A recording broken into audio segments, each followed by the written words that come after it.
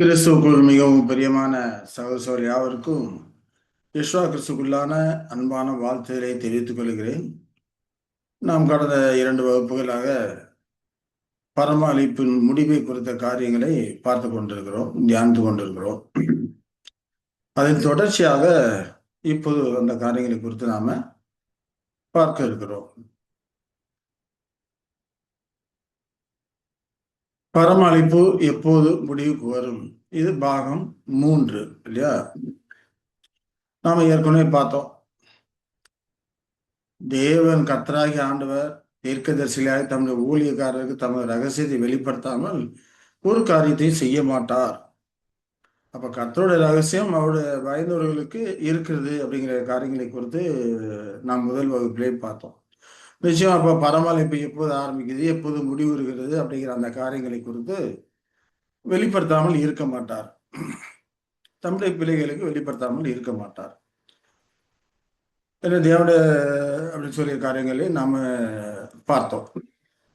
இந்த பரமளிப்பு அப்படிங்கிற காரியமானது ஆதிகாலம் முதல் தலைமுறை தலைமுறையாக மறைவா இருந்தது. இப்பொழுது அவருடைய பரிசுத்தவான்களுக்கு வெளியாக்கப்பட்ட ரகசியமாகிய தேவ வசனத்தை பூர்ணமாய் தெரியப்படுத்துகிறது சொல்லி கொலோசையில படிக்கிறோம். இப்போ ஆதிகாலம் முதல் அது ரகசியமா இருந்தது. ஆனா ஏற்ற காலத்துல அந்த காரியங்கள் வெளிப்படுத்தப்பட்டிருக்குது அப்படின்னு சொல்லி பண்றாரு. சுவிசேஷ யுகத்துல ஆரம்பத்துல அந்த காரியங்கள் வெளிப்படுத்தப்பட்டிருக்கு. ஏன்னா அப்ப பரமழைப்பு ஆரம்பிக்கிற அந்த காலமா இருக்குது. அது வெளிப்படுத்தப்பட்டிருக்குது. அப்போ ஆரம்பம் வெளிப்படுத்தப்பட்டிருக்கும் போது நிச்சயமாகவே அதோட முடிவு எப்பங்கிறது முடிவு காலத்திலே இருக்கக்கூடிய அவருடைய பிள்ளைகளுக்கு நிச்சயமா வெளிப்படுத்துவார் இல்லையா? புற தேவன் தம்முடைய பரிசுத்தவான்களுக்கு தெரியப்படுத்த சித்தமானார் என்று அங்க சொல்றாரு. ஏன்னா அந்த ரகசியத்தினுடைய மகிமையின் ஐஸ்வர்யம் என்னதென்று தேவன் தம்முடைய பரிசுத்தவான்களுக்கு தெரியப்படுத்த சித்தமானார். அப்ப நிச்சயமாகவே அந்த முடிவு காலத்தை குறித்து முடிவு காலத்தில் இருக்கிற அந்த பரிசுத்தவான்களுக்கு பரம அழைப்பின் முடிவு காலத்தில் இருக்கிற பரிசுத்தவான்களுக்கு நிச்சயமா அந்த ரகசியத்தை வெளிப்படுத்துவார். ஏற்ற காலத்துல அப்படின்னு சொல்லி காரியங்களே நாம இதெல்லாம் முதலே நாம படிச்சுட்டோம்.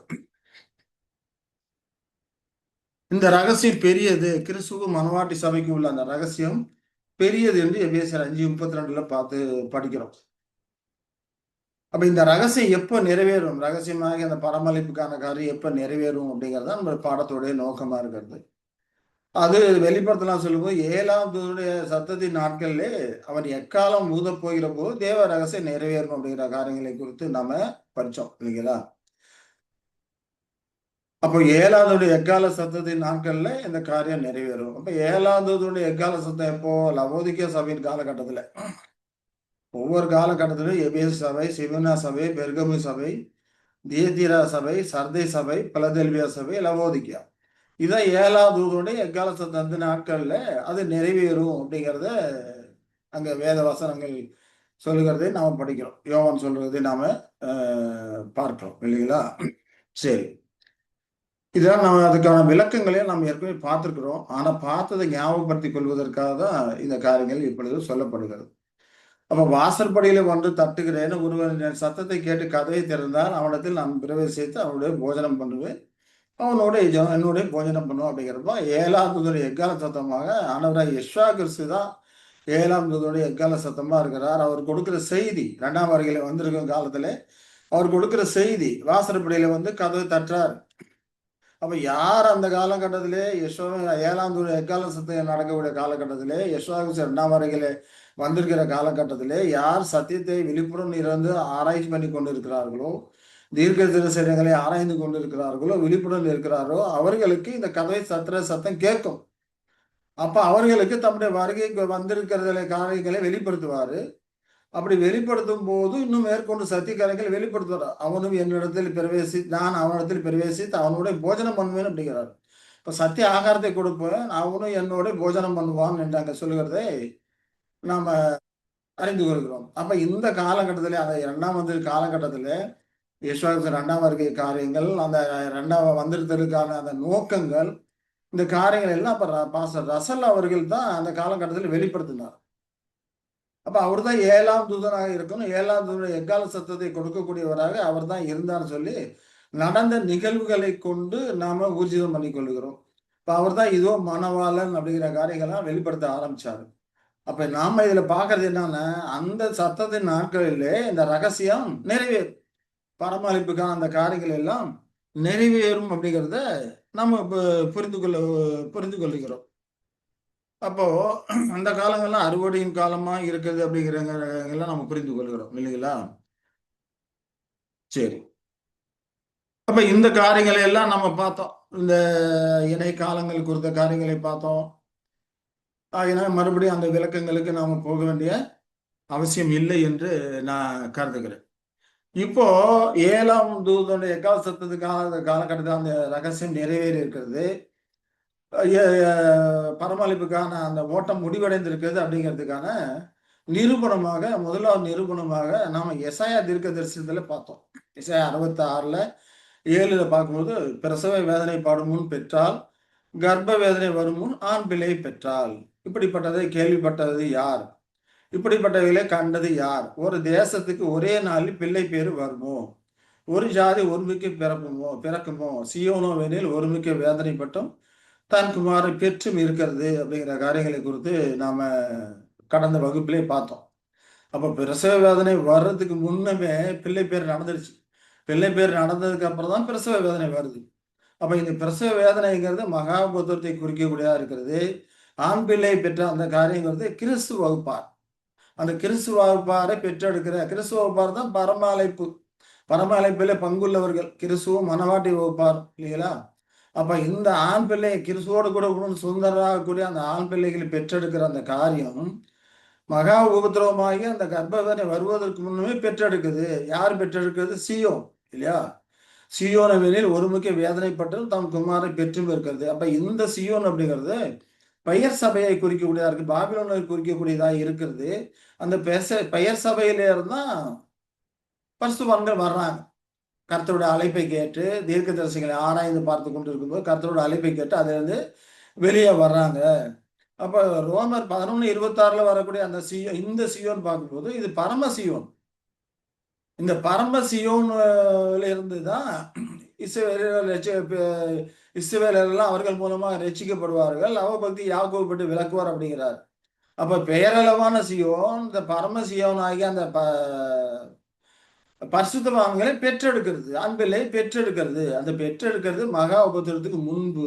ஏன்னா கர்ப்ப வேதனை வருவதற்கு முன்பு என்று பார்க்கணும். இப்ப மகா உபத்திரம் 1914ல ஆரம்பம் ஆணுச்சு அப்படிங்கிறதெல்லாம் நாம ஏற்கனவே அறிஞ்சிருக்கிறோம் இல்லையா? மகா உபத்திரத்தின் மூலமா அறிஞ்சிருக்கிறோம். அந்த காலகட்டத்திலே புறஜாதியார் காலம் முற்று பெறுகிறது அப்படிங்கிற காரியங்களையும் நாம அறிஞ்சிருக்கிறோம் இல்லைங்களா? புறஜாதி காலங்கள் எப்படிப்பட்டது இருக்குது, எப்படி சிதேக்கியா காலத்தில் ஆரம்பிச்சது அப்படிங்கிறத கடந்த வகுப்பில் நாம பார்த்தோம். அப்ப இதன் மூலமாக நம்ம அறிந்து கொண்டது என்ன? இஸ்ரவேல் தேசத்தின் கிரீடம் கலற்றப்பட்டது. அதை ஆளும் உரிமை செங்கோல் உரிமைக்காரருக்காக வைக்கப்பட்டிருக்குது அப்படிங்கிற காரியங்களை குறித்தெல்லாம் நாம விளக்கமா பார்த்தோம். அப்ப புரஜாதின் காலங்கள் அப்படிங்கிறப்போ மாம்ச இஸ்ரவேல் அடையாளமான அந்த தேவராஜ்யம் நீக்கப்பட்டு ஆவிக்கிற இஸ்ரவேல் இருக்கக்கூடிய கிறிஸ்துவின் ராஜ்யம் ஆளுகை பண்ணக்கூடிய அந்த நாட்கள் ஆரம்பிக்கிறதுக்கும் அடையாளமான ராஜ்யம் நின்று போறதுக்கும் இடைப்பட்ட அந்த காலம் புரஜாதின் காலம் சொல்லி பார்க்கணும். அப்ப புரஜாதின் காலம் முடிஞ்சிருச்சுன்னா அப்ப மகாபத்திரம் ஆரம்பிக்கணும். அப்ப புரஜாதின் காலம் எவ்வளவு ஆண்டுகள் இருக்கும் அப்படிங்கிற காரியங்களை குறித்தெல்லாம் நாம ஏற்கனவே பார்த்துருக்கோம் இல்லைங்களா? அது 7 காலங்கள் அப்படிங்கிற காரியங்களை குறித்து பார்க்கும்போது 2520 வருடங்கள் அந்த காரியங்கள் புரஜாதின் காலங்கள் இருக்குது அப்படிங்கிறத நாம இந்த விளக்கங்கள் எல்லாம் பார்த்தோம். அதற்கு ஆதாரமான காரியங்கள் அப்படிங்கிறதெல்லாம் நாம பார்த்தோம். அப்ப புரஜாதின் காலங்கள் எப்போ ஆரம்பிக்குது? கிமு 606ல ஆரம்பிக்குது. அதுல 2500 மொத்தம் 2520 வருடங்கள் புரஜாதின் காலங்கள். அதுல கிமு 606 கழிச்சிட்டோம்னா கிபி 1914 வருது. அப்ப 1914ல மகோபத்திரம் ஆரம்பிச்சிருச்சு. அப்ப அது வரைக்கும் இஸ்ரவேலர்கள் மிதிக்கப்படணும், அடிமைப்பட்டு கிடக்கணும் அப்படிங்கிற காரியங்களை எல்லாம் நம்ம பார்த்தோம். அப்ப இந்த நிரூபணம் புரஜாதின் காலம் முடிஞ்சிருச்சுங்கிற இந்த நிரூபணம் இந்த மகாபத்திரம் ஆரம்பிச்சிருச்சு அப்படிங்கிறதுக்கான நமக்கு ஒரு அடையாளமா இருக்கிறது. அதே போல் தானியல் தீர்க்கதரிசியில அந்த காரியங்களை குறித்து நாம பார்த்தோம் இல்லைங்களா? அதுல பார்க்கும்போது சிலையை மோதின கல் அப்படிங்கிறப்ப பரிசுத்தவான்களை குறிக்கக்கூடியதா இருக்கிறது. கடைசி அந்த ராஜாக்கள் நாட்கள்ல சிலையை மோதுது. இரும்பும் களிமண்ணும் அந்த கலவை இருக்கிற அந்த பாதம் இருக்கிற அந்த இடத்துல அது மோதுது. அதுக்கப்புறம் இரும்பு பொண்ணு வெள்ளி எல்லாத்தையும் அடிச்சு நொறுக்கி காற்று பறக்கடிக்கும் பதரை போல் ஆகுது. அப்ப மகாபத்திரத்தின் காலத்துல கைகளால் பெயர்க்கப்படாத அந்த கல் பிறண்டு உருண்டு வருதுன்னு பார்க்குறோம். கைகளால் பெயர்க்கப்படாத கல் அப்படின்னா புது சிருஷ்டி இல்லையா? பரிசுத்தவான்கள் புது சிருஷ்டியா இருக்கிறாங்க. மகிமடைந்த பரிசுத்தவான்கள் புது சிருஷ்டியா இருக்கிறாங்க. அந்த புது சிருஷ்டி தெய்வீக சுபாவத்தை உடையதாக, ஆவிக்குரிய ஜீவியத்தை உடையதாக, சாவாமை உடையதாக இருக்கிறது. அதனால்தான் கைகளால் பெயர்க்கப்படாத ஒரு கல். ஏன்னா புது சிருஷ்டி மனித பிரயாசத்தினால் உருவாக்கப்பட்டதல்ல. தேவன் தான் புது சிருஷ்டியை உருவாக்குகிறார். அப்ப அந்த புது சிருஷ்டி உயிர் தந்ததுக்கு அப்புறம் கிறிஸ்துவோடு கூட இணைந்து இந்த இந்த காரியங்களை எல்லாம் அடிச்சு நொறுக்குது. உலக ராஜ்யங்களை எல்லாம் அடிச்சு நொறுக்குது அப்படிங்கிற காரியங்களை எல்லாம் நாம பார்த்தோம். அதனாலதான் கைகளால் பெயர்க்கப்படாத கல். அப்ப மகாபத்திரம் பிரஜாதி காலம் முடியும் போது வந்துருச்சு அப்படிங்கிறத நாம அறிந்து கொள்ளுகிறோம் இல்லைங்களா? அப்ப இதன் மூலமா நம்ம தெரிந்து கொள்றது என்ன?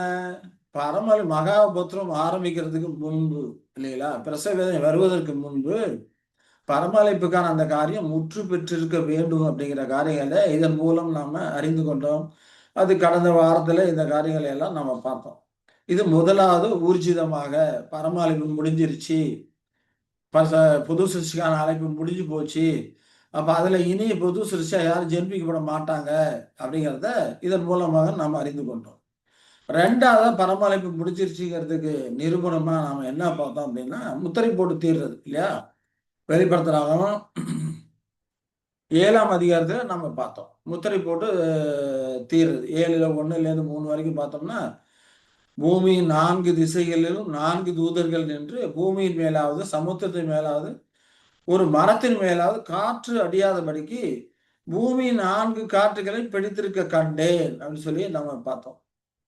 அப்ப சமுத்திரத்தின் பூமியின் மேலாவது சமுத்திரத்தின் மேலாவது மரத்தின் மேலாவது இல்லையா?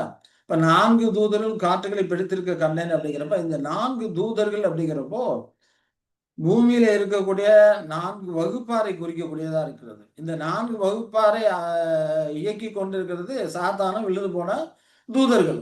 இவர்கள் மூலமா ஆட்சி பண்ணி கொண்டிருக்கிறாங்க. இந்த 4 வகுப்பாருங்கிறப்ப பூமியில இருக்கக்கூடிய ஆளக்கூடிய வகுப்பாரை குறிக்கக்கூடியதா இருக்கிறது. இன்னொன்னு பார்த்தா பிரபுக்கள். அந்த மேல்தட்டு மக்களை குறிக்கக்கூடியதா இருக்கு. நாகரிகத்திலும் உயர் பதவியிலும் இருக்கக்கூடிய உயர்ந்த நிலையில இருக்கக்கூடிய மேல்தட்டு வகுப்பாரை குறிக்கக்கூடியதா இருக்கு. அடுத்தது பார்த்தோம்னா ஐசிவான்கள் பணக்காரர்களை குறிக்கக்கூடியதா இருக்கிறது. இந்த கார்பரேட் நிறுவனங்கள் சொல்றோம் இல்லையா? அந்த மாதிரி பணக்காரர்களை குறிக்கக்கூடியதா இருக்கிறது. ஆனா இவர்கள் பூமியில கீழ்த்தட்டிலிருந்து உயர்ந்தவர்களாக இருக்கிறாங்க. அடுத்தது லேபர்ஸ் வேலை ஆள்களை குறிக்கக்கூடியதா இருக்கிறது. அப்ப இந்த 4 வகுப்பார் தான் மகா உபத்திரம் வர்றதுக்கு வராதபடிக்கு அவர்களை கண்ட்ரோல் பண்ணி வச்சிருக்கிறாங்க. இந்த 4 வகுப்பார் ஒருத்தருக்கு ஒருத்தர் மோதிக்கிட்டான்னா அதான் மகா உபத்திரம் உலகளாகிய அந்த யுத்தத்துல இருந்து ஆரம்பிக்கிறது. அப்ப இதை கண்ட்ரோல் பண்ணி வச்சிருக்கிறாரு. எதற்கு? முத்திரை போட்டு தீர்ற வரைக்கும். தேவனுடைய பிள்ளைகளுடைய நெத்திரை முத்திரை போட்டு தீர்ற வரைக்கும் கண்ட்ரோல் பண்ணி வச்சிருக்கிறாரு. அதை தொடர்ந்து அந்த வசனத்தை 2-3 வசனங்கள் படிக்கிறோம். ஜீவனுள்ள தேவனுடைய முத்திரை கோலையுடைய வேறொரு தூதன் சூரியன் உதிக்கு திசையிலிருந்து ஏறி வர கண்டு அவன் பூமியையும் சமுத்திரத்தையும் சேதப்படுத்துறதுக்கு அதிகாரம் பெற்ற அந்த 4 தூதரை நோக்கி நாம் நமது தேவனுடைய ஊழியக்காரரின் நெற்றிகளில் முத்திரை போட்டு தீரும் அளவும் பூமியையும் சமுத்திரத்தையும் மரங்களையும் சேதப்படுத்தாதீர்கள் என்று மகா சத்தமிட்டு கூப்பிட்டான் இல்லையா? அப்ப முத்திரை போட்டு தீரும் அளவும் அப்படிங்கிறப்போ இது எப்போ மகாபத்திரத்தை ஆரம்பிக்கிறதுக்கு முன்பு இந்த முத்திரை போட்டு தீர்றாரு அப்படிங்கிற காரியங்களை பார்த்தோம். முத்திரை போட்டோட இலக்கத்தை நம்ம தொடர்ந்து அதை வெளிப்படுத்த படிக்கும்போது 1,44,000 பேர். அப்போ 1,44,000 பேர் முத்திரை போட்டு தீர்ந்தாச்சுன்னா அதற்கப்புறம் யாரும் புது சிருஷ்டியா ஜென்பிக்கப்பட மாட்டாங்க. அந்த வகுப்புகளை வர முடியாது. பரமழைப்புகளை வர முடியாது. அப்ப முத்திரை போடுறது எப்போ? முத்திரை போட்டு முடிஞ்ச உடனே மகாபத்திரம் ஆரம்பிக்குதுன்னு பார்க்குறோம். மகாபத்திரம் 1914 ஆரம்பிச்சிச்சுன்னா அப்ப அந்த காலகட்டங்களில் முத்திரை போட்டு தீர்ந்தாச்சு. அந்த முத்திரை போடக்கூடிய காலம் மகாபத்திரத்துல ஆரம்பிக்குது. இது 1914 இருந்து 1916 வரைக்கும் இருக்கக்கூடிய அந்த காலகட்டங்கள்ல முத்திரை போட்டு தீர்ந்தாச்சு அப்படிங்கிற காரியங்கள் எல்லாம் நாம கடந்த வகுப்புல நாம் இந்த காரியங்களை குறித்து நாம பார்த்தோம். சரி. 42ல மகாபுத்திரத்தை குறித்த காரியங்கள் 3 விதமா சொல்லப்படுகிறது. எலியாட்ட காற்று இல்லையா, பூமி அதிர்ச்சி, அப்புறம் அக்கினி, அப்படி 3 விதமா சொல்லப்படுது. எலியா குறித்த காரியங்களை பார்த்தோம். எலியா 19ல 11, 12 பார்க்கும்போது பலத்த பெருங்காற்று, எப்படி பர்வதங்களை பிளக்கிறதும் கண்மலைகளை உடைக்கிறதுமான பலத்த பெருங்காற்று அப்படிங்கிறப்போ உலகளாவிய அந்த யுத்தத்தை இது குறிக்கக்கூடியதா இருக்கு. இது உலக ராஜ்யங்களை, பர்வதங்கள் கண்மலைகள் அப்படிங்கிற உலக ராஜ்யங்களை குறிக்கக்கூடியதா இருக்கு. இந்த ராஜ்யங்கள்லாம் அடித்து நொறுக்கி பிளக்கக்கூடியதாக இந்த பலத்த பெருங்காற்று இருக்கு, யுத்தம் இருக்கும் அப்படின்னு சொல்லி நம்ம பார்க்கிறோம். அடுத்ததா வர்றது பார்த்தோம்னா காற்றுக்கு பின் பூமி அதிர்ச்சி அப்படிங்கிறப்போ உலகளாவிய புரட்சி அதெல்லாம் வரும், கலகம் வரும், புரட்சி வரும், குழப்பம் வரும். இதுதான் பூமி அதிர்ச்சின்னு சொல்லப்படுகிறது, நாம புரிந்து கொள்கிறோம். அப்ப அந்த யுத்தத்தோட தொடர்ந்து எல்லா இடத்துக்கும் வந்து ரஷ்ய புரட்சி வந்தது, பிரெஞ்சு புரட்சி வந்தது. இப்போ கூட உலகளாவிய அங்கங்க ஆளுகளுக்கு விரோதமாக புரட்சிகள் வெடித்து கொண்டிருக்கிறது, புரட்சி பண்ணி கொண்டிருக்கிறார்களும் பார்க்கணும். அதற்கப்புறம் பார்த்தோம்னா அக்கினி வருது அப்படின்னு சொல்லி பார்ப்போம். அக்கினிங்கிறப்ப அராஜகத்தை குறிக்கொள்ளியா இருக்கிறது. அப்ப இதெல்லாம் சேர்ந்து தான் சுழல் காற்று. அந்த சுழல் காற்றுல தான் எலியா எடுத்துக்கொள்ளப்படுகிறான். இப்ப காற்று அப்படிங்கிறப்ப மகாபுத்திர உலகளாவிய யுத்தத்தை கொடுக்கக்கூடிய அந்த காற்றுக்கும் 4 தூதர்களும் காற்றை பிடித்து கொண்டிருக்கிறாங்க அப்படிங்கிறப்ப அந்த காற்றுக்கும் உள்ள வித்தியாசத்தை நாம புரிந்து கொள்ளணும். அதே போல சுழல் காற்றுல ஏறி போனான்னு பார்க்கிறோம். அப்ப இந்த வித்தியாசங்களை எல்லாம் நாம என்ன பண்ணணும், புரிந்து கொள்ளக்கூடியவர்களாக நாம இருக்கோம். சுழல் காற்று அப்படிங்கிறப்ப இந்த குழப்பம், புரட்சி, அராஜகம் இதெல்லாம் கலந்து வரக்கூடிய அந்த ஒரு காலகட்டத்தில தான் அதை குறிக்கக்கூடியதா இருக்குது அப்படிங்கிறத நாம பார்த்தோம். அப்ப கடந்த காலத்துல அதை தொடர்ந்து நாம இதை பார்க்கும்போது எரேமியா தீர்க்கதரிசியில் உள்ளதை நாம பார்த்தோம். இது எங்க ஆரம்பிக்குது, என் நாமும் கட்டளையிடப்பட்ட தரிக்கப்பட்ட நகரத்திலே அது துவங்குது அப்படிங்கிறப்போ, அப்ப கிறிஸ்தவ மண்டலத்துல தான் இந்த உபத்திர காரியங்கள் துவங்குது. அவர்களுக்கு தான் உபத்திரம் வருது. யுத்தம் கிறிஸ்துவ நாடுகள்ல தான் தொடங்குச்சு அப்படின்னு சொல்லி நாம பார்க்கோம் இல்லைங்களா? அப்ப அங்கே ஆரம்பிக்கும் போது நீங்க எல்லாம் தப்புவதில்லை, பூமியின் எல்லா குடிகள் மேலும் பட்டயத்தை வரவழைக்கிறேன் அப்படிங்கிறார். இதை குறித்து தொடர்ந்து சொல்லும் போது ஆலை மிதிக்கிறவர்கள் ஆர்ப்பரிக்கிறது போல பூமியுடைய எல்லா குடிகளுக்கும் விரோதமாக ஆர்ப்பரிப்பார் அப்படின்னு சொல்லி அங்க சொல்லப்பட்டிருக்குது. அதே போல மாம்சமான யாவரோடும் அவர் நியாயத்துக்கு பிரவேசிப்பார், துன்மார்க்கரை பட்டயத்துக்கு ஒப்பு கொடுப்பார் என்று கர்த்தர் சொல்லுகிறார். ஜாதிக்கு ஜாதி தீமை பரம்பும், பூமியில் எல்லைகளிலிருந்து மகா புசல் எழும்பும் என்று நம்ம படிக்கிறோம். அப்ப இது எல்லாமே மகா உபத்திரத்தை குறிக்கக்கூடியதா இருக்குது. இந்த உபத்திரம் வரக்கூடிய அந்த காலகட்டத்திலே, உபத்திரம் வர்ற ஆரம்பத்திலே முத்திரை போட்டு தீர்றது. அப்புறம் முத்திரை போட்டு தீர அந்த நாடுகள் யுத்தத்திலே குதிக்கக்கூடியதாக, யுத்தத்திலே கலந்து கொள்ளக்கூடியதாக இருக்குது. ஒரு தேசத்துல முத்திரை போட்டு தீர்ந்தாச்சுன்னா அப்ப அந்த தேசம் என்னது, யுத்தத்துல கலந்து கொள்ளக்கூடியதா இருக்கு. 1916ல தான் முழு எல்லா ராஜ்யங்களும் யுத்தத்துல குதிச்சது. அது வரைக்கும் ஒண்ணு தான் இறங்கி கொண்டு இருந்தது இல்லைங்களா? அப்ப முத்திரை போட்டு தீர்ற காலம் 1914ல இருந்து 16 வரைக்கும் இருக்கு. 1,44,000 பேர் முத்திரை போட்டு தீர்ந்தாச்சு அப்படிங்கிறத நம்ம பார்க்கிறோம். அப்ப இது வரைக்கும் நம்ம கடந்த வகுப்புல நாம பார்த்தோம். அப்போ 2 ராஜாக்கள் 2:1ல கர்த்தர் எலியாவை எங்க எடுக்கிறாரு, சுழல் காற்றிலே எடுத்துக்கொண்டு போனான்னு சொல்லி பார்ப்போம். சுழல் காற்றிலே பரலோகத்தை எடுத்துக்கொள்ள போகிற போது எலியா எலிசாவோட கில்காலில் இருந்து புறப்பட்டு போனான்னு சொல்லி பார்க்கணும் இல்லைங்களா? அப்போ சுழல் காற்று அப்படிங்கிறப்போ அந்த குழப்பமும் அராஜகம் நிறைந்த அந்த காலகட்டம், யுத்தத்தை தொடர்ந்து வரக்கூடிய அந்த காலம் தான் சுழல் காற்று. சுழல் காற்றில் பரலோகத்தில் எடுத்துக்கொள்ளப்பட்டான் அப்படின்னு சொல்லி படிக்கிறோம். அப்ப எடுத்துக்கொள்ளப்பட போது இந்த கிறிஸ்துவின் சரீரத்துல சபையின் கடைசி அங்கத்தினர்கள்லாம் எடுத்துக்கொள்ளப்படுவதற்கான ஒரு இணை நிகழ்வா இருக்கிறது. அப்ப கிறிஸ்துவின் சரீராங்கத்தினர் கடைசி காலகட்டத்துல ஓடிக்கொண்டு எப்படி எடுத்துக்கொள்ளப்படுகிறாங்க, ஒரு நிமிஷத்திலே ஒரு இமைப்படுதலே மறுரூபமாக்கி போவாங்க அப்படின்னு சொல்லி அப்ப சொல்ல பவுல் சொல்றதை பார்த்திருக்கிறோம். முதலாவது தண்டையோடையில கூட்டி சேர்க்கிறார், உயிர்த்தெழுகிறாரு. அதற்கப்புறம் அந்த காலகட்டத்தில் ஓடிக்கொண்டிருக்கிற பரிசுத்தவான்களை அவர்கள் தங்கள் ஓட்டத்தை ஓடி முடிக்கும் போது நித்திரையில இளைப்பாற வேண்டிய அவசியம் இல்லை. மரண நித்திரையில ஒரு நிமிஷம் ஆகிலும் ஒரு இமைப்பொழுதாலும் அவங்க வெயிட் பண்ண வேண்டிய அவசியம் இல்லை. இமைப்பொழுதே மறுரூபமாக்கி போய்விடாருன்னு சொல்லி அப்போஸ்தலனாகிய பவுல் சொல்றாரு. அல்லாஹ் சொல்லும்போது நாம் எல்லாரும் நித்திய அடைவதில்லை, ஒரு இமைப்பொழுதிலே மறுரூபமாகி போயிடுவோம் அப்படிங்கிறப்ப பவுல் அப்போஸ்தலன் அப்படியே போனாரு, மறுரூபமாகி இல்ல. அப்ப அங்க நாம் அப்படிங்கிற சொல்லும்போது விசுவாசம் 2ஆம் வருகையிலே வந்திருக்கிற காலகட்டத்திலே ஓடிக்கொண்டிருக்கிற பரிசுத்தவான்கள் அவர்களை குறிக்குது. அவர்கள் நித்திரை அடைய வெயிட் பண்ண வேண்டியதில்லை, மறுரூபமாகி போயிடுவாங்க. ஆனா அப்போஸ்தலர்கள் கிட்டத்தட்ட 18 நூற்றாண்டு காலமாக நித்திரையில வெயிட் பண்ணாங்க உயிர்த்தெழுதலுக்கு. ஏன்னா உயிர்த்தெழுதல் எப்போ நடந்தது? விசுவாசம் 2ஆம் வருகையில வந்திருக்கும் போது 1878ல தான் உயிர்த்தெழுதல் நடக்குது. ஏன்னா 3 நாள் கழிச்சு தான் உயிர்த்தெழுதல் நடந்தது. இயேசுவா கிறிஸ்து 3 நாள் உயிர்த்தெழுந்தாரு. அதிலேருந்து அந்த இணைக்காலங்கள் அப்படின்னு சொல்லி கணக்கு பண்ணி பார்த்தோம்னா 1878 வருது. அப்ப நிச்சயமா கிபி 1878ல பர்சுவான்கள் உயிர்த்தெழுதல் நடந்திருக்க வேண்டும். அவர்கள் உயிர்த்தெழுந்து கிறிஸ்துவோடு கூட ஆளுகையிலே பங்கெடுத்துக் கொள்ளக்கூடியவர்களா இருக்கிறாங்க அப்படிங்கிறத நாம இந்த இணை காலங்கள் மூலமாக நம்ம புரிந்து கொள்கிறோம். அதே போல அதற்கப்புறம் இருக்கிறவங்க எல்லாம் ஒரு இமை பொழுதிலே எடுத்துக்கொள்ளப்படுகிறார். அதற்கு அடையாளமா இங்க எலியா சுழல் காற்றிலே எடுத்துக்கொள்ளப்படுகிறான் அப்படின்னு சொல்லி நம்ம பார்க்கிறோம் இல்லைங்களா? அப்ப 2ஆம் வருகையில் வந்திருக்கும் போது முத்திரை போடக்கூடிய அந்த காலகட்டத்திலே முத்திரை போடப்பட்டவர்கள் எல்லாரும் தங்கள் ஓட்டத்தை ஓடி முடிக்கும் போது இமைப்பொழுதிலே மறுரூபமாகி போயிறாங்க. அந்த காலகட்டம் மகா உபத்திரவத்தின் காலகட்டமாக அது இருக்கிறது.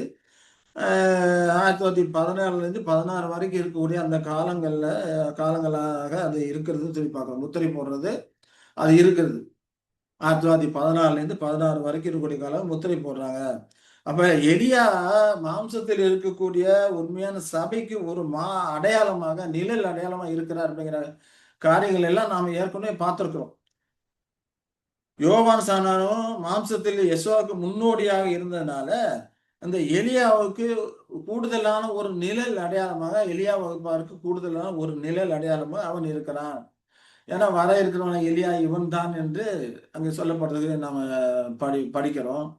ஆகையினால இந்த காரியங்களை குறித்து யோவான் ஸ்நானங்களை குறித்து அந்த எலியாவை குறித்த காரியங்கள் நிழல் அடையாளம் இருக்கிறாங்க அப்படிங்கிற காரியங்களை குறித்து உங்களுக்கு ஏதாவது உங்களுக்கு விளக்கம் தேவைப்படுமாயின் நீங்க இந்த நம்பரை கான்டாக்ட் பண்ணலாம். இந்த நம்பரை கான்டாக்ட் பண்ணினா உங்களுக்கு பிடிஎஃப் அனுப்பி வைக்கிறோம். நீங்க எலியா குறித்த காரியங்கள் எல்லாம் நீங்க என்ன பண்ணலாம்? படித்து தெரிந்து கொள்ளலாம். சரிங்களா? சரி. அப்போ எலியா மாம்சத்தில் இருந்த கிறிஸ்துவ வகுப்பார் அடையாளமா இருக்கிறான். அப்ப அவன் பரலோகத்துக்கு எடுத்துக்கொள்ளப்பட்டான்னு சொல்லப்படுது இல்லையா? சுழல் காற்றிலே பரலோகத்துக்கு எடுத்துக்கொள்ளப்பட்டான் அப்படிங்கிறப்போ எடுத்துக்கொள்ளப்பட போகிற போது அப்படிங்கிறப்போ நிச்சயமா எலியா பரலோகத்துக்கு போகல. ஏர் அப்படின்னு சொல்லி போடப்பட்டிருக்கும் ஆங்கிலத்துல. அப்ப ஆகாயத்துல தான் எடுத்துக்கொள்ளப்படுகிறான். ஏன்னா ஆண்டவராய் யெசுவா கிறிஸ்துவை தவிர பரலோகத்துக்கு ஏறி இறங்குறவன் ஒருவனும் இல்லை என்று யோவான் 3:13 நம்ம படிக்கிறோம். ஆகையினால கிறிஸ்துவுக்கு முன்பாக வாழ்ந்து கொண்டிருந்த எலியா நிச்சயமாக பரலோகத்துக்கு எடுத்துக்கொள்ளப்படவில்லை. ஆகாயத்துல எடுத்துக்கொள்ளப்பட்டு வேற ஒரு இடத்துல கொண்டு போயிட்டார். அப்ப அங்க சுழல் காற்றிலே போனான்னு சொல்லப்பட்டிருக்கு. அத வேதாந்த அந்த சுழல் காற்று அப்படிங்கிறது பொதுவா பெரிய ஒரு குழப்பம், போராட்டம் இவைகளை குறிக்கூடியதா இருக்குது. இது உபத்திரவ காலத்திலே அக்கினி போன்ற சோதனைகளும், அடையாளங்களும், குழப்பங்களும் இருக்கக்கூடிய அந்த சூழ்நிலையிலே அவர்கள் முத்திரை போடப்பட்டவர்கள் எடுத்துக்கொள்ளப்படுகிறார்கள் அப்படிங்கிறதை நாம இது குறிக்கக்கூடியதாக இருக்கிறது. ஆனா அதற்கு முன்ன 1914 வரைக்கும் இருக்கக்கூடிய அந்த காலங்களிலும் கூட அது கொளித்தல் வேலை நடைபெறக்கூடிய ஒரு காலங்களா இருக்கிறது. அறுவடையின் காலங்களா இருக்கக்கூடியதா இருக்கிறது. அந்த காலத்துல கொளித்தல் வேலை நடந்தது. அப்படிப்பட்ட சூழ்நிலையிலே அவர்கள் பரலோகத்துக்கு எடுத்துக்கொள்ளப்பட்டார்கள். ஆனா முத்திரை போடப்பட்டது அப்படிங்கிறப்ப 1914ல.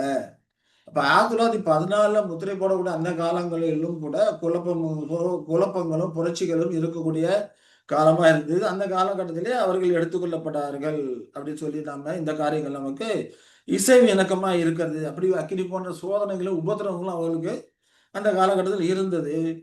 அது கடுமையான துன்புறுத்தல்கள், மத சார்ந்த கலகமான காரியங்களிலே அது குறிக்கக்கூடியதா இருக்கிறது. அக்கினி அப்படிங்கிறப்ப அராஜகத்தையும் குறிக்கக்கூடியதா இருக்கிறது. அப்ப எலியா அந்த ஒரு காலகட்டத்துல தான் எடுத்துக்கொள்ளப்பட்டார் அப்படிங்கிறத நம்ம பார்க்கணும். நம்ம அந்த காலகட்டத்தில் வாழ்ந்திருக்கக்கூடிய பரிசுத்தவான்கள் இமை பொழுதிலே மறுரூபமாகி போறாங்க. அப்ப இறுதி காலத்துல அவருடைய அனுபவங்கள் மாம்சத்தில் இருக்கும்போது சரீரத்தில் அந்த கடைசி அங்கத்தினர்கள் அடைந்த அந்த அனுபவங்களை தான் இந்த சூறாவளி காற்று, சூறை காற்று அப்படிங்கிறது குறிக்கக்கூடியதா இருக்கிறது அப்படிங்கிறத நாம பார்க்கிறோம் இல்லைங்களா? சரி. அப்போ அதற்கு முன்னால எலிசாவோட இருக்கிறாரு. அப்படிங்கிற எலிசாவோட அவர் பேசி கொண்டு இருக்கிறார். அப்போ சுவிசேஷகத்தெல்லாம் எலியா வகுப்பாரும் இருக்கிறாங்க, எலிசா வகுப்பாரும் இருக்கிறாங்க. ஆனா 1914ல தான் அவர்கள் 2 பேரும் பிரியக்கூடிய அந்த சுழல் காற்றிலே பிரியக்கூடிய அந்த காரியங்கள் வரக்கூடியதா இருக்கிறது அப்படின்னு சொல்லி பார்க்கிறோம். இது 2 ராஜ்யங்கள் 2:11 சொல்லும்போது அவர்களை எது பிரிக்குது? அவர்கள் பேசிக்கொண்டு நடந்து போகையில் அக்கினி ரதமும் அக்கினி குதிரைகளும் அவர்கள் நடுவாக வந்து இருவரை பிரித்தது. 2 பேரும் பிரிக்கிறது அக்கினி ரதம், அக்கினி குதிரைகள். ஆனா ஆகாயத்துல ஏறி போனது என்னது? சுழல் காற்று. சரிங்களா? அப்ப 2க்குள்ள வித்தியாசத்தை புரிஞ்சுக்கணும். எலியா எலிசா வகுப்பாரை பிரிக்கிறது அக்கினி குதிரைகளும் அக்கினி ரதமும். ஆனா எடுத்துக்கொள்ளப்படுகிறது சுழல் காற்றிலே எடுத்துக்கொள்ளப்பட்டான் அப்படிங்கிறத நாம இந்த காரியங்கள் மூலமாக நாம புரிந்து கொள்கிறோம் இல்லைங்களா? அப்ப தொடர்ந்து அவங்க சென்று கொண்டு இருக்கிறாங்க. நிறைவேறுதல்ல தனிப்பட்ட முறையில ஒருவருக்கொருவர் அறிமுகமானவர்களா இருக்கணும்னு அவசியம் இல்ல. இந்த வகுப்பாரும், அந்த வகுப்பாருமாக அவர்கள் ஒரே பாதையில போய் கொண்டு இருக்கிறாங்க நிறைவேறுதல்ல. அப்ப 1914 முதலே வேதாகம சத்தியத்தை அறிந்திருக்கிற கர்த்தருடைய பிள்ளைகள் மனம் தளராம தொடர்ந்து அவர்கள் செல்ல வேண்டிய சத்தியத்தின் பாதையிலே முன்னேறி கொண்டே இருந்தாங்க. அவர்கள் எந்த ஒரு குறிப்பிட்ட தேதியையும் இலக்காக கொண்டு செல்லல. அந்த காலகட்டத்துல இதுல முடிஞ்சிரும், அதுல முடிஞ்சிரும் அப்படின்னு எந்த ஒரு தேதியும் இலக்காக கொண்டு செல்லல. ஆனா அந்த காலத்துக்கு பிறகுதான் அதெல்லாம் நிறைவேறிருக்கிறத காரியங்களையும், நிகழ்வுகளையும் பார்த்து நமக்கு இந்த காரியங்கள் வெளிப்படுத்தப்படக்கூடியதாக இருக்கிறது. அப்ப எலியா வேறு எந்த ஒரு குறிப்பிட்ட இடத்துக்கும் செல்லும்படி அங்க சொல்லப்படல. இங்க போகணும், அங்கே போகணும், இந்த வருஷத்துல முடிஞ்சிடும் அந்த காரியங்கள்லாம் அங்கே அவங்களுக்கு சொல்லப்படல. பேசிக் கொண்டிருந்தார்கள். அப்ப பரஸ்பரமாக எலியா வகுப்பாரும், எலிசா வகுப்பாரும் பரஸ்பரமாக அனுதாபம், அக்கறை, நட்பு ஆகியவற்றில் ஒருவருக்கு ஒருவர் சத்தியத்தை பகிர்ந்து கொண்டு தான் இருந்து கொண்டிருந்தாங்க. அது இருவருக்கும் பயனுள்ளதாக ஊக்கமளிப்பதாகவும் 2 வகுப்பாருக்கும் அந்த காலகட்டத்துல இருந்தது. அப்ப இருக்கும்போது உண்மையான எலியா யாரு? எலிசா யாரு? அப்படிங்கிறது அதாவது சிறுமந்தை வகுப்பார் யாரு? திரள் கூட்ட வகுப்பார் யாரு? அப்படிங்கிறத அங்க ஒரு பிரிவினை வரக்கூடியதா இருக்குது. அப்ப 1914ல இருந்து தான் எலியா, எலிசா வகுப்பார் யார் அப்படிங்கிறது அங்க புரிய ஆரம்பிக்குது. எது அங்க பிரிக்குது 2 பேத்தையும் அப்படிங்கிறப்ப ரதம் படிக்கிறோம் இல்லையா? அப்ப எலியா வகுப்பார் வல்லமையிலும், மகிமையிலும் உயர்த்தப்படுவது தான் இந்த ரதம் அர்த்தப்படுத்தக்கூடியதா இருக்கிறது. ஏன்னா 1878ல உயிர்த்தெழுதல் நடந்துருச்சு. அந்த காரியங்கள்லாம் வெளிப்பட ஆரம்பிக்குது. அதே போல எபிபனி காலத்துல அந்த பிரிவினையான காரியங்களை வரும்போது ஒவ்வொருத்தரும் தன்னுடைய ஓட்டத்தை முடித்து மர்வமாய் போகிறது மூலமாக அந்த ஆவிக்குரிய மகிமைப்படுதல் நடைபெறுவது மூலமாக ஒருவரும் தன்னுடைய ஓட்டத்தை வெற்றிகரம் முடிக்கிறது மூலமாக அங்க எலிசா வகுப்பார் யாரு, எலியா வகுப்பார் யாருங்கிறது அங்க தெரிய வரக்கூடியதா இருக்குது. அப்ப சுழல் காற்றுல உபத்திரமாய் அந்த சுழல் காற்றுல வெற்றிகரமாக மகிமையோட தப்புவிப்பதை சித்தரிக்கக்கூடிய ஒரு அடையாளமாக இந்த ரதம் அங்க குறிப்பிடக்கூடியதா இருக்கு.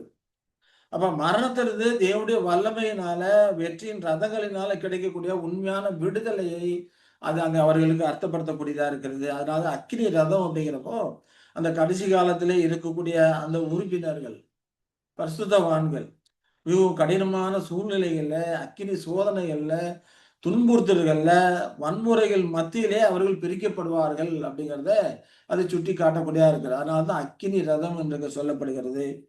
அக்கினி குதிரைகள் அப்படிங்கிறப்ப ஆவிக்குரிய போதனைகளை வெளிப்படுத்தக்கூடியதா இருக்குது. வேதாகம போதனைகள் அந்த ஆவிக்குரிய போதனைகளும் அவர்கள் பிரிக்கக்கூடியதா இருக்குது. போதனைகள்லாம் அங்க வித்தியாசம் வரக்கூடிய ஏன்னா கொலித்த வேலைகள் அங்க நடக்குது இல்லைங்களா? அப்ப ஆவிக்குரிய போதனைகள் அங்க பிரிக்கக்கூடியதா இருக்குது.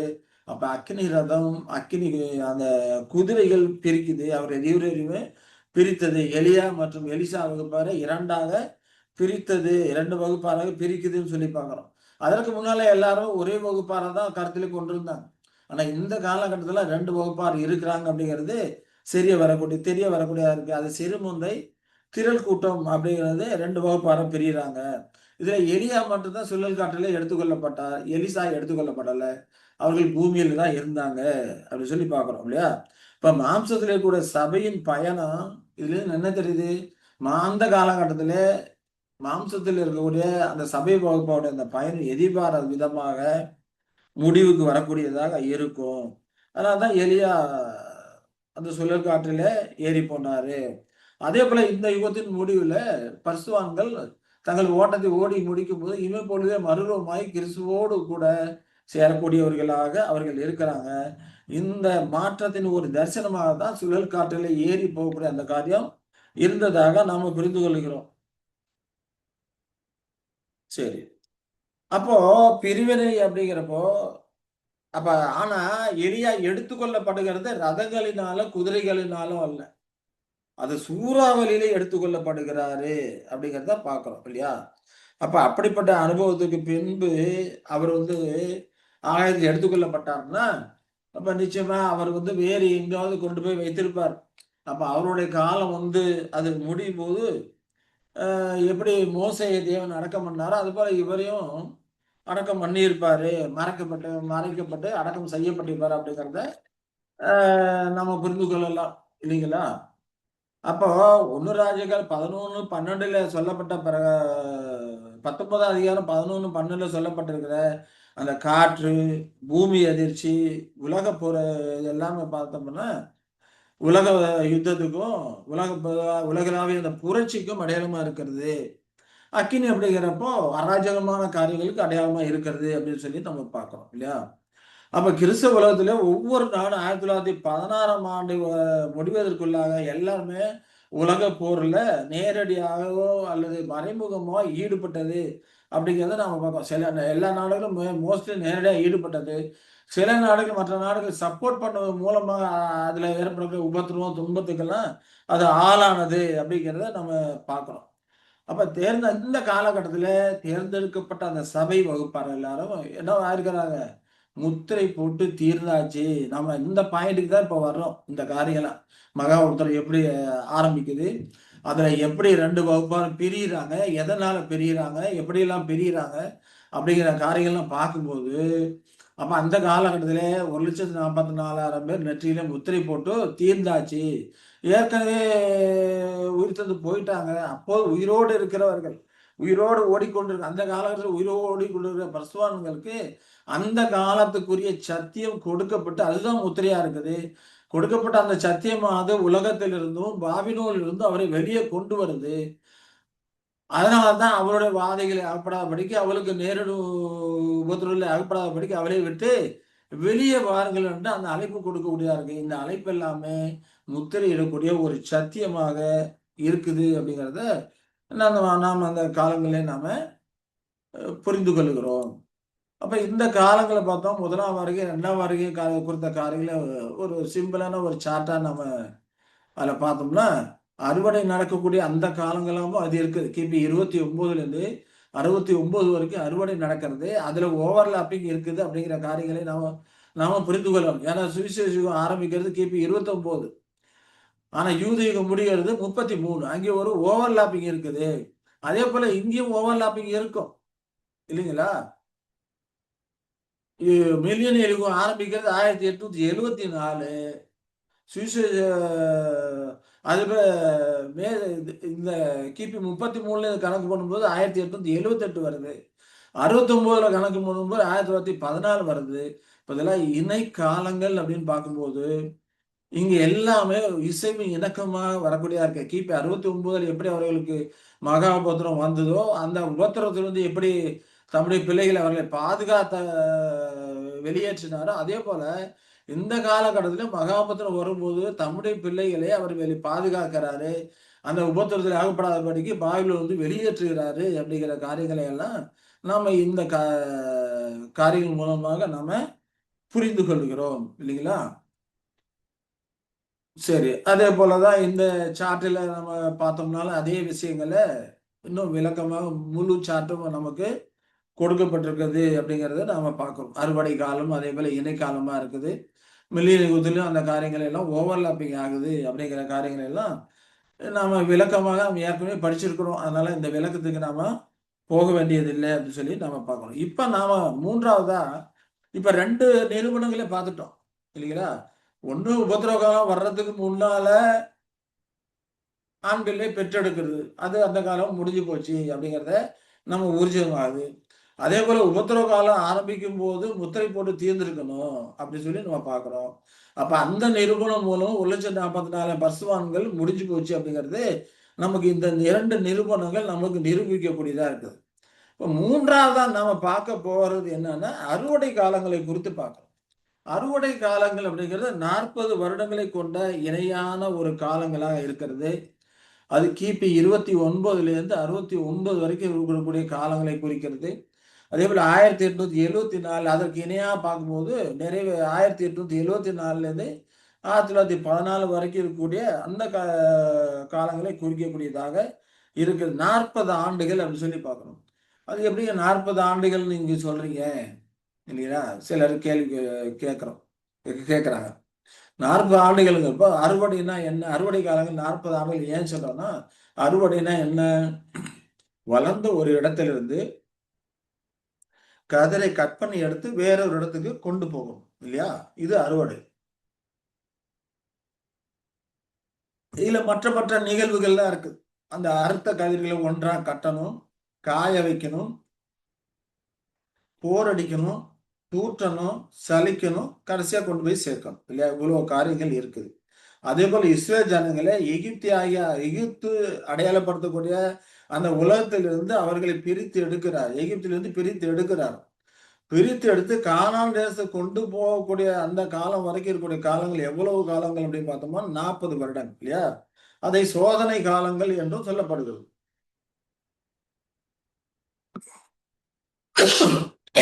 அப்போ எகிப்திலிருந்து பிரித்தெடுத்து கானான் தேச அவர்களை பிரித்தெடுத்து அப்படிங்கிறப்ப எகிப்திலிருந்து உலகத்திலிருந்து அவர்களை அறுத்தெடுத்து அவர்களை கொண்டு போய் கானான் தேசத்துக்கு கொண்டு போய் சேர்க்கிறாரு. இப்ப இந்த காலங்கள் அந்த அறுவடை காலங்களை 40 வருடங்களுக்கு ஒரு இசைவாக இருக்கிறது, அடையாளமாக இருக்கிறது. ஆகையினால அப்ப அறுவடை காலங்கள் அப்படிங்கிறப்ப 40 வருஷமா இருக்கணும் அப்படின்னு சொல்லி புரிந்து கொள்கிறோம். அது மட்டுமல்லாம ஏன் 40 வருஷம் சொல்றோம் அப்படின்னு பார்த்தோம்னா, இந்த இணை காலங்கள்ல நாம பார்க்கிறோம். இணை காலங்கள்ல நாம பார்க்கும்போது சரி. இணைக்காலங்கள நாம பார்க்கும்போது, கரெக்ட்டா கிபி 29ல யெஷுவாவின் முதலாம் வருகை அது அங்கே வந்து தன்னை பிரதிஷ்டைக்கு உட்படுத்தி ஊழியத்துக்கு ஆரம்பிக்கிறாரு. அதேபோல 33ல யூத யுகத்தோட அந்த தயவு அவர்களுக்கு முடியுது. 36ல தேவ தயவு முற்றிலுமா நீக்கப்பட்டு புறஜாதியாருக்கு போகுது. 69ல அவர்கள் வந்து சிதறடிக்கப்பட்டு போறாங்க. தீத்திராவை சிதறடிக்கிறாரு. அப்ப 69ல தான் அவர் வந்து முத்திரை போட்டார். தீத்திராயன் முத்திரை போட்டார். அதுக்கப்புறம் 70ல ஒரு தடவ முற்றுகை போட்டாரு. முத்திரை போட்டார்ன்னு சொன்னது தப்பு.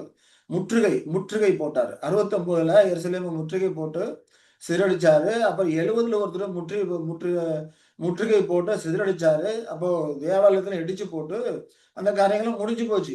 இல்லையா? சிதறடிக்கப்பட்டு போயாச்சு. அப்ப 69, 70, 71லலாம் அந்த காரியங்கள் முற்றிலுமாக நிறைவேறிருச்சு. அப்ப 69ல இந்த காரியங்கள் ஆரம்பிச்சிருச்சு அப்படின்னாக்க, அப்ப அறுவடை 29ல ஆரம்பிச்சு 69 வரைக்கும் இருக்கக்கூடிய அந்த 40 ஆண்டுகள் அறுவடை காலங்கள் அப்படிங்கிறத இதன் மூலமா புரிந்து கொள்ளும். நடந்த நிகழ்வுகள் நமக்கு உணர்த்துது. 69ல கரெக்டா மு தீர்த்தராயன் வந்து பிடிச்சு எல்லாத்தையும் சிதறடிச்சான்னு சொல்லி பார்க்கிறோம். அப்ப இந்த நிரூபணமும் அறுவடைங்கிறத 40 வருடங்கள் அப்படிங்கிறத நமக்கு விளங்கக்கூடியதா இருக்கிறது. அது கொஞ்சம் அப்படியே கொஞ்சம் எக்ஸ்டர்ன் ஆகி 70, 71 வரைக்கும் அந்த நிகழ்வுகள் போகுது அப்படிங்கிறத புரிந்து கொள்கிறோம். அதே போல தான் அப்ப இதற்கு இணையா நாம இங்க பார்க்கும்போது 1874 விசுவாசம் 2ஆம் வருகையில வந்திருக்கிறாரு. இல்லைங்களா? வந்திருக்கும்போது 1878ல உயிர்த்தெழுத ஆரம்பிக்குது. ஏன்னா விசுவாசம் 33ல உயிர்த்தெழுந்தாரு. அப்ப 1877ல ஏன்னா முதலாம் உயிர்த்தெழுதல்ல முதல் பலனானவர் ஆண்டவர் இயேசு கிறிஸ்து. அப்ப அதுல 1845 வருடங்கள் சேர்த்தோம்னா 1878 வருது. இப்ப 1878ல பரிசுத்தவான்கள் உயிர்த்தெழுதல் நடைபெற்றிருக்க வேண்டும். இல்லைங்களா? ஏன்னா யூதேயத்தில் நடந்த காரியங்கள்லாம் சுவிசேஷத்தில் நடந்த காரியங்களுக்கு நிழல் அடையாளமா ஏன் இணை காலங்கள் ஏன் கொண்டு வரணும் அப்படின்னு பார்த்தோம்னா இதெல்லாம் நிழல் அடையாளமா இருக்குது பைபிள் ஒருத்தர் சொல்றாரு. அப்ப நிறைய விஷயங்களை பார்க்கும்போது அவர்கள் இச்சித்தது போல் நீங்கள் இச்சிக்காதீங்க, அவர்கள் வேசித்தனம் பண்ணது போல் நீங்கள் வேசித்தனம் பண்ணாதீங்க. இதெல்லாம் நமக்கு வந்து அடையாளமாக சொல்லப்பட்டிருக்குது. யுகத்தின் முடிவு காலத்தில் உள்ள நமக்கு எச்சரிக்கை உண்டாக்கும்படி எழுதப்பட்டும் இருக்குது இல்லையா? இதெல்லாம் திருஷ்டாந்தங்களா அவர்களுக்கு சம்பவித்துன்னு சொல்றாரு. அப்ப அந்த காரியங்கள் எல்லாம் யூத யுக காரியங்கள் எல்லாம் சுவிசேஷ யுக காரியங்களுக்கு நிழல் அடையாளமாக இருக்குது. அந்த விதத்துல பார்க்கும்போது 33ல முதல் பலனான ஆண்டவராகிய இயேசு கிறிஸ்து உயிர்த்தெழுந்தாரு. அப்ப 1878 அவரோடு கூட இருக்கிற அந்த பரிசுத்தவான்கள் உயிர்த்தெழுந்திருக்கணும். ஏன்னா 1874 ஆண்டவராகிய இயேசு கிறிஸ்து வந்திருக்கிறார். காணக்கூடாதவராக, மகிமை அடைந்தவராக வந்திருக்கிறாரு அப்படிங்கிறத நாம ஏற்கனவே அந்த காரியங்கள்லாம் நம்ம படிச்சிருக்கிறோம். அப்ப உயிர்த்தெழுந்து 1878ல ஆரம்பிச்சுட்டு இருக்கணும். இங்க தேவ தயவு 33ல அவர்கள் எழுந்துட்டாங்க. ஏன்னா இந்த 33ல சொல்லும்போது உங்கள் வீடு உங்களுக்கு எதிராக பாழாக்கி விடப்பட்டிருக்குன்னு ஆண்டவரே எஸ்ஆர் சொல்றாரு இல்லையா? அப்போ இந்த தேவதாவை எழுந்ததுக்கு அப்புறம் 36ஓட முற்றிலுமாக இழக்கிறாங்க. ஏன் இந்த 36ல ஆரம்பிக்குது 36ல இழக்கிறாங்க அப்படின்னு சொல்றோம் அப்படின்னு சொல்லி நாம பார்த்தோம்னா இந்த 33ல தான் அவங்க என்ன சொல்றாங்க, இவனுடைய ரத்த பலி எங்கள் மேலும் எங்கள் பிள்ளைகள் மேலும் சுமரட்டும்னு சொல்ற அந்த பலியெல்லாம் ஏத்துக்கிறாங்க. தேவதை இழந்துட்டாங்க. அதே போல தானியேல் 9ஆம் அதிகாரம் சொல்லும்போது ஒரு வாரம் மூலம் அவர்களுக்கு உடன்படிக்கை உறுதிப்படுத்தி அந்த வாரம் பாதி சென்ற போது பலியை காணிக்கை ஒளிய பண்ணுவாரு, மேசியா சங்கரிக்கப்படுவாரு அப்படிங்கிற காரியங்கள்லாம் படிச்சிருக்கிறோம். அப்போ ஒரு வாரங்கிறது 29ல இருந்து 36 வரைக்கும் இருக்குது. 7 நாள். ஒரு வாரங்கிறது 7 நாள். 7 நாள் அப்படிங்கிறப்ப 7 வருஷம். அப்ப 29ல 36 வரைக்கும் இருக்கு. அப்ப 33ல தேவதேவி இழந்துட்டாங்க. 36ல தேவதெய்வம் முற்றிலுமா இழந்துட்டாங்க.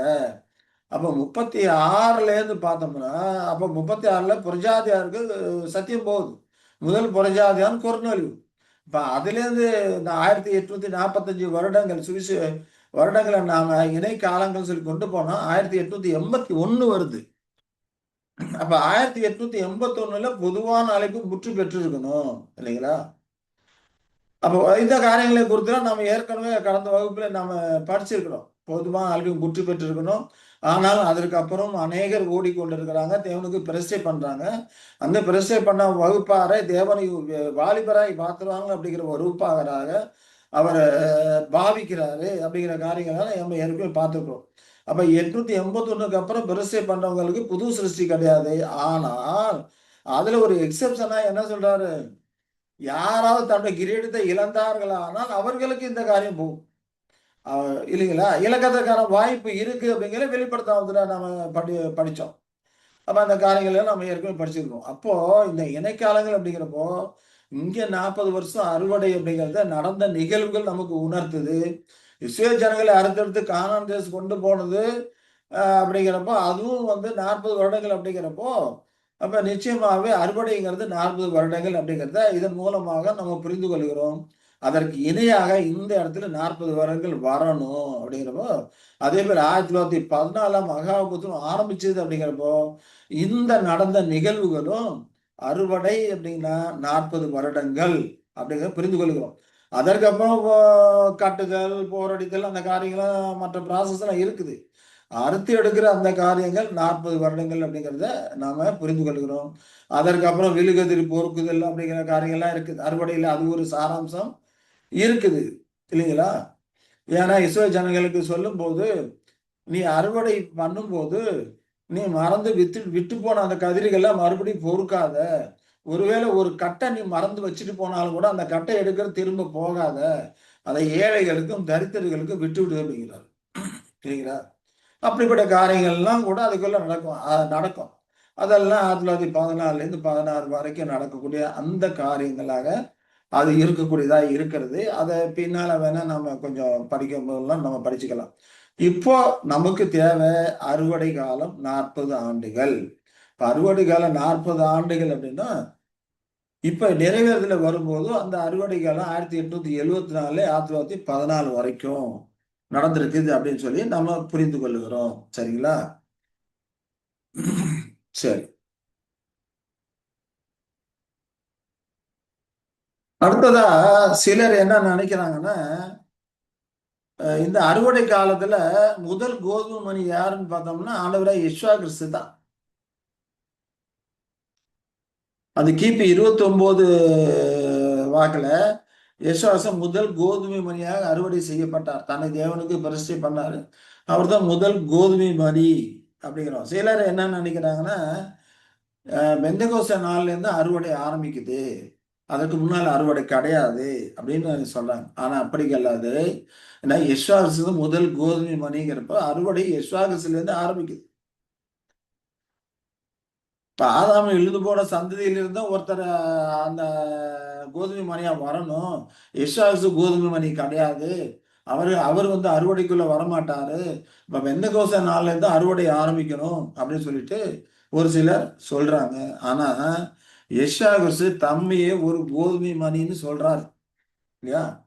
யோவான் 12:24 சொல்லும்போது பார்த்தோம்னா, கோதுமை மணியானது நிலத்திலே விழுந்து சாகாவிட்டால் தனித்திருக்கும். செத்ததே ஆகில் மிகுந்த பலனை கொடுக்கும் அப்படிங்கிறார். அப்ப இவர் யாரை குறித்து சொல்றாருங்க? தன்னை குறித்து தானே சொல்றாரு. தன்னை கோதுமை மணின்னு சொல்றாரு. அந்த கோதுமை மணி தனியா இருந்ததுன்னா, தனி விழுந்து சாகலைன்னா, தான் மரணத்துக்கு அது தன்னை ஒப்பு கொடுக்கலன்னா, அது தனியா தான் இருக்கும்.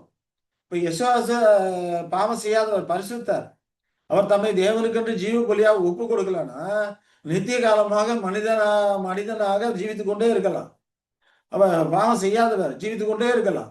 அது தனியா தான் இருக்கும். ஆனா தன்னை மீட்கும் பலியாக ஒப்பு கொடுத்ததானால் பூமியிலே விழுந்து செத்ததே ஆகில் மிகுந்த பலனை கொடுக்கும்.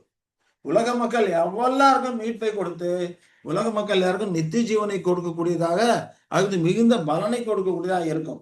ஏன்னா கோதுமை விதையாக விதைக்கப்பட்டுச்சுன்னா அதுல இருந்து வளர்ந்து வரும்போது அந்த தானியத்தை நிறைய தானியங்கள் இருக்கும். ஆனா விதைச்சது ஒரு கோதுமை மணி தான்.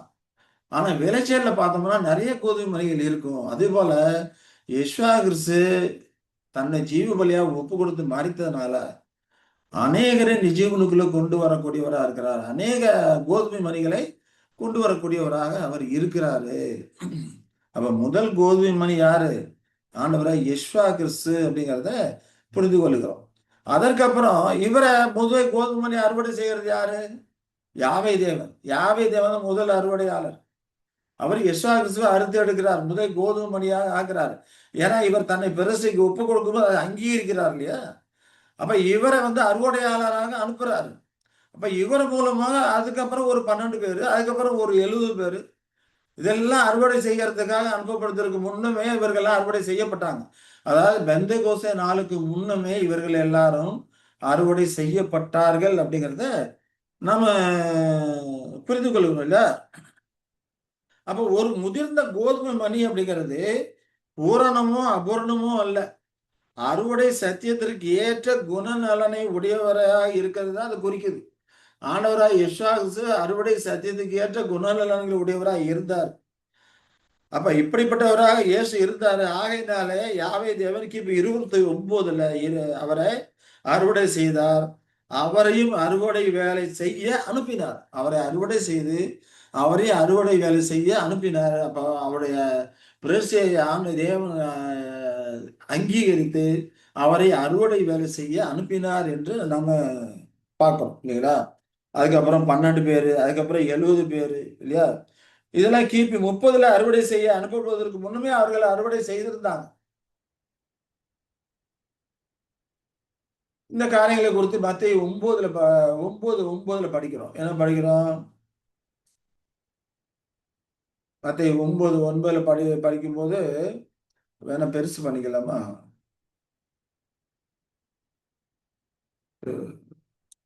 ஆ சரி. மத்தேயு 9:9 யெஷுவா அவ்விடம் விட்டு புறப்பட்டு போகையில் ஆயத்தொலையில் உட்கார்ந்திருந்த மத்தேயு என்னும் ஒரு மனுஷனை கண்டு எனக்கு பின் சென்று வா என்றார். அவன் எழுந்து அவருக்கு பின் சென்றான். அப்ப யெஷுவா மத்தேயு எங்க அறுவடை பண்றாரு இல்லையா? பின் சென்று வான்னு சொல்லி சொன்ன உடனே அவர் வார்த்தை கேட்டு பின்னால போறோம். அதுபோல அவர் 12 பேரை இது போல தெரிவு பண்றாரு. அவர்கள் தம்மோடு இருக்கவும் பிரசங்கம் பண்ணவும் தாம் அவர்களை அனுப்பவும் அவர் தெரிந்து கொண்டார்னு சொல்லி பார்க்கிறோம். மார்க் 3ல 14, 15ல. அதே போல வியாதிகளை குணமாக்கி பிசாசுகளை துரத்தும்படி அவர்கள் அதிகாரமுடையவர்களாக இருக்கவும் அவர்களை ஏற்படுத்தினார் அப்படின்னு சொல்லி பார்க்கிறப்போ அப்ப அறுவடை வேலைக்கு போறதுக்கு முன்ன அனுப்புறதுக்கு முன்னாலே யெஸ்வாகிறிஸ்து இவர்களை எல்லாம் அறுவடை செய்தார். அப்ப முதல்ல 12 பேர்த்த அறுவடை செய்யறாரு. அதுக்கப்புறம் பார்த்தோம்னா ஒரு 70 பேர்த்த அறுவடை செய்யறாரு அப்படிங்கிறத நாம பார்க்கிறோம் இல்லைங்களா? 3வது பார்த்தோம்னா யெசுவாவோட ஊழிய காலத்துல பல இஸ்ரவேலரும் அறுவடை செய்யப்பட்டாங்க. அவர்கள 500க்கும் மேற்பட்டோர் இறுதியில் ஏற்பட்ட கடுமையான சோதனைகளுக்கு பிறகும் உறுதியா நிலைத்திருந்தாங்க அப்படிங்கிறதெல்லாம் பார்க்கிறோம். ஏன்னா 500க்கும் மேற்பட்டவர்களுக்கு உயிர்த்தெழுதல அவர்களுக்கு தரிசனத்தை காமிச்சிருக்கிறார். தான் உயிர்த்தெழுந்திருக்கு அப்படிங்கிறத சாட்சி கொடுத்திருக்கிறார். அப்ப அவர்களும் அவருக்கு அறுவடை செய்ய அவர்களையும் அவர் அறுத்து எடுத்திருக்கிறார்னு சொல்லி பார்க்கிறோம். 1 கொரிந்தியர் 15:6 15:6ல பார்த்தோம்னா அதன் பின்பு அவர் 500 பேருக்கும் அதிகமான சகோதரருக்கும் ஒரே வேளையில் தரிசனமானார். அவர்களில் அநேகர் இந்நாள் வரைக்கும் இருக்கிறார்கள், சிலர் மாத்திரம் நித்திரை அடைந்தார்கள் என்று அப்போஸ்தலனாகிய பவுல் கொரிந்தியர்ல சொல்றார். அப்ப யெசுவாகிறிஸ்து முதல் கோதுமை மணியா இருக்கிறாரு. அதற்கப்புறம் அறுவடை பண்ணி என்ன பண்றாங்க, 12 பேர்த்த செலக்ட் பண்றாரு. அப்புறம் 70 பேர்த்த செலக்ட் பண்றாரு. மரித்து உயிர் தந்ததுக்கு அப்புறம் ஒரு 500 காலத்துல ஒரு 500 பேருக்கு அதிகமானவரை அங்க அறுவடை பண்றாரு அப்படிங்கிற காரியங்கள்லாம் பார்க்கும். அப்ப இது நமக்கு என்ன சொல்லுது? பெந்தெகோஸ்துக்கு முன்னாலே நடந்த நிகழ்வுகள், பெந்தெகோஸ்துக்கு முன்னாலே அந்த அறுவடை வேலை நடந்திருக்கு அப்படிங்கிறத இது நமக்கு ஊர்ஜிதம் பண்ணக்கூடியதா இருக்குது அப்படிங்கிறத நாம புரிந்து கொள்ளுகிறோம் இல்லைங்களா? பெந்தெகோஸ்து முன்னமே இவர்கள் அறுவடை செய்யப்பட்டாங்க. சரி, அடுத்ததா பார்த்தோம்னா அந்த காலத்துல அதாவது பெந்தகோஸ்தே நாள்ல பரிசுத்த 20க்கு முன்னமே அவர்கள் அறுவடை செய்தாங்க அப்படிங்கிறதுக்கான ஊர்ஜிதமாக இப்ப நாம இந்த காரியங்களை பார்த்து கொண்டிருக்கோம். ஏன்னா அநேகர் அறுவடை வேலை பெந்தகோஸ்தேல தான் நடந்ததுன்னு சொல்றாங்க. இப்ப அவங்களுக்கு நம்ம தெளிவுபடுத்தணும் இல்லையா? அதுக்காக தான் இந்த காரியங்களை நம்ம இப்போ பார்த்து கொண்டு இருக்கிறோம். அப்போ நம்ம ஸ்நானத்திற்கு பிறகு சுமார் 7 மாதங்கள் அவர் கூறிய வார்த்தைகள், அவர் அறுவடை காலத்திலேயே இருந்ததையும் சீசர்கள் ஏற்கனவே அறுவடை வேலை ஈடுபட்டிருந்தையும் தெளிவா காட்டக்கூடியதா இருக்குது. அது யோவான் 4ல 34லேருந்து 38 வரைக்கும் உள்ள வசனங்களை நாம் பார்த்தோம்னா அந்த காரியங்கள் விளங்கக்கூடியதா இருக்குது. யோவான் 4:35 அவர் அழகா சொல்றாரு, அறுப்பு காலம் வருவதற்கு இன்னும் 4 மாதம் செல்லும் என்று நீங்கள் சொல்லுகிறது இல்லையா? இதோ வயல் நிலங்கள் இப்போதே அறுப்புடுக்கு விளைந்திருக்கிறது என்று உங்கள் கண்களை ஏறெடுத்து பாருங்கள் அப்படிங்கிறார். இப்போது அறுவடைக்கு ரெடியா இருக்குங்கிற நீ ஏறெடுத்து பாருங்கள் அப்படிங்கிறாரு. அதே போல 38ல 4:38 யோவான் 4:38ல நீங்கள் பிரயாசப்பட்டு பயிரிடாததை அறுக்க நான் உங்களை அனுப்பினேன். மற்றவர்கள் பிரயாசப்பட்டாங்க, அவருடைய பிரயாசத்தின் பலனை நீங்கள் பெற்றீர்கள் என்று அங்க சொல்லுகிறார். அப்போ யாரு பிரயாசப்பட்டது? இவர்கள் பிரயாசப்படல. ஏன்னா இவர்கள் விதைக்கல, வளர்க்கல, எதுவும் பண்ணல. அறுக்கிற வேலை மட்டும்தான் செய்யறாங்க. இப்படி நீங்கள் பிரயாசப்பட்டு பயிரிடாத ஒரு காரியத்தை அறுக்க நான் உங்களை அனுப்பினேன் அப்படிங்கிறார். அப்ப இஸ்ரவேல் ஜனங்கள் மத்தியில பிரயாசப்பட்டு விதைத்த ஆள் யாருன்னு பார்த்தோம்னா மூப்பராகி பார்த்துருவாங்க. அவர்கள் தான் சத்தியத்தை விதைச்சாங்க. இஸ்ரவேல் மத்தியில உடன்படிக்கை மூலமாக, நியாயப்பிரமாணத்தின் மூலமாக அநேக பல சத்திய காரியங்கள் அவர்கள் மத்தியில விதைத்திருந்தாங்க. தீர்க்க தரிசனங்கள் மூலமாக அவர்களுக்கு எடுத்து சொல்லி சத்தியத்தை எடுத்து சொல்லியிருந்தாங்க. அதுதான் விதையாக இருக்கிறது. அப்படி விதைத்து தீர்க்க தரிசனங்களையும் அந்த உடன்படிக்கையான காரியங்களையும் தேவனுடைய பிரமாணங்களையும் படித்து வளர்ந்த நிலையில அவர்கள் இருக்கிறாங்க. அதுதான் சொல்றாரு, வயல் நிலங்கள் இப்பொழுது அறுப்புக்கு விளைந்திருக்குது, உங்கள் கண்களை ஏறெடுத்து பாருங்கள் சொல்றாரு. அப்ப இந்த காரியங்களை விளைஞ்சிருக்கிற காரியங்களை நீங்கள் பிரயாசப்பட்டு விளைய வச்சது கிடையாது. அப்படி நீங்க பிரயாசப்பட்டு பயிரிடாத காரியங்களை அறுக்கிறது நான் உங்களை அனுப்புறேன். தீர்க்கதரிசிகள் மூலமாக அந்த காரியங்கள்லாம் நடந்தது. பூப்பராயை பார்த்துவார்கள், தீர்க்கதரிசிகள் மூலம் அந்த காரியங்கள் நடந்தது. ஆனா அதோட பலனை நீங்க அனுபவிக்கிறதுக்காக உங்களை அனுப்புறேன் அப்படின்னு சொல்லி அங்க சொல்றதை பார்க்கிறோம். அப்ப இதெல்லாம் நமக்கு எதை உணர்த்துது? பெந்தெகோஸ்தே நாளுக்கு முன்னமே அறுவடை வேலை நடந்தது அப்படிங்கிறத நாம இதன் மூலமாக நாம புரிந்து கொள்கிறோம். சில வசனங்கள்லாம் பார்த்தோம்னா மத்தேயு அவங்கள சீசர்களும் கிபி 29லேருந்து 33 வரைக்கும் வரக்கூடிய அந்த அதாவது பெந்தகோஸ்தே நாளுக்கு முன்பு இருக்கக்கூடிய அந்த யெஷோவா மரணத்துக்கு முன்பு இருக்கக்கூடிய அந்த 3 வருட காலங்களிலும் கூட நேரடியாக அறுவடை வேலையை செய்தாங்க அப்படிங்கிறத தெளிவாக இன்னும் சில வசனங்கள் நமக்கு காமிக்குது.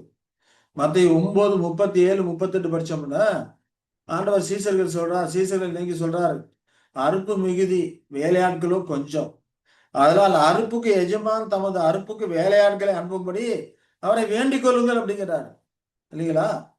அப்ப அறுவடை வேலை அப்ப செஞ்சிருக்கிறாங்க. அறுவடை வேலைன்னா என்ன அர்த்தம்? அறுக்கிறதுக்கு அருவாள் எது? அதுவும் சத்தியம்தான். விதைக்கிற விதையும் சத்தியம்தான், அறுக்கிற அருவாலும் சத்தியம்தான் இல்லைங்களா?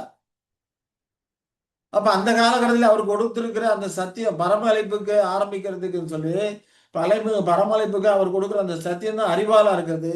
அதுதான் அறுத்து எடுத்து அவர்களை பரமழைப்புக்குள்ள கொண்டு வரக்கூடியதா இருக்கிறது. அப்ப இந்த காரியங்கள் எல்லாம் கிபி 33க்கு முன்னுமே 29ல இருந்து 33 வரைக்கும் உள்ள அந்த காலங்கள்ல நடந்தது அப்படிங்கறத நமக்கு ஊர்ஜிதம் பண்ணுகிறது.